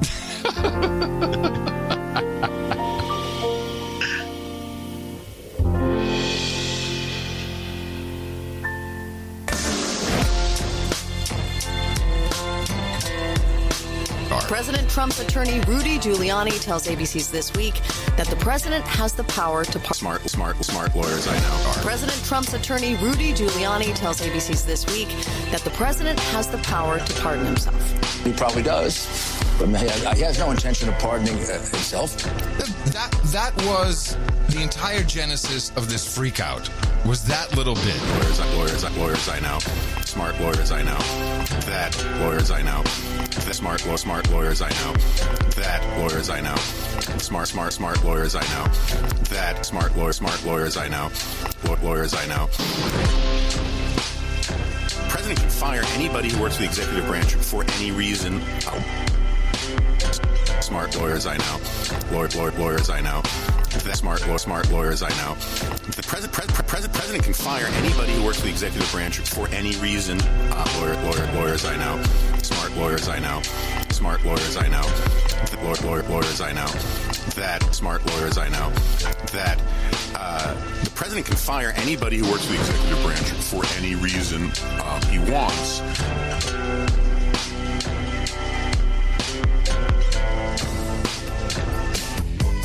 Someone's pressing buttons. Why don't I have sound? Who's got a hammer? Where is it? Where's the hammer? Is it on the... Go up on the other floor. I'll go down to the goddamn floor myself. Call fucking Phil Griffin. I don't care who the fuck you have to call. Stop the hammering!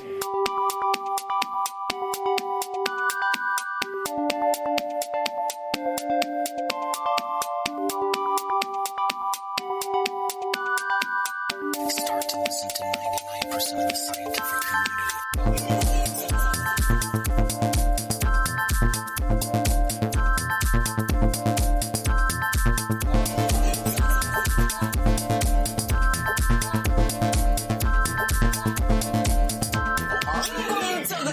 진행되었다.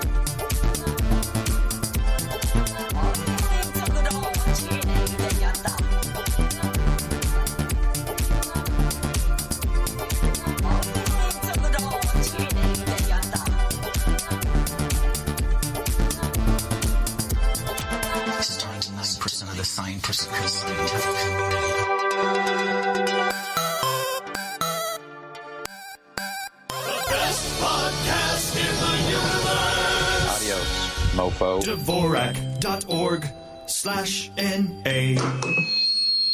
Denuclearizing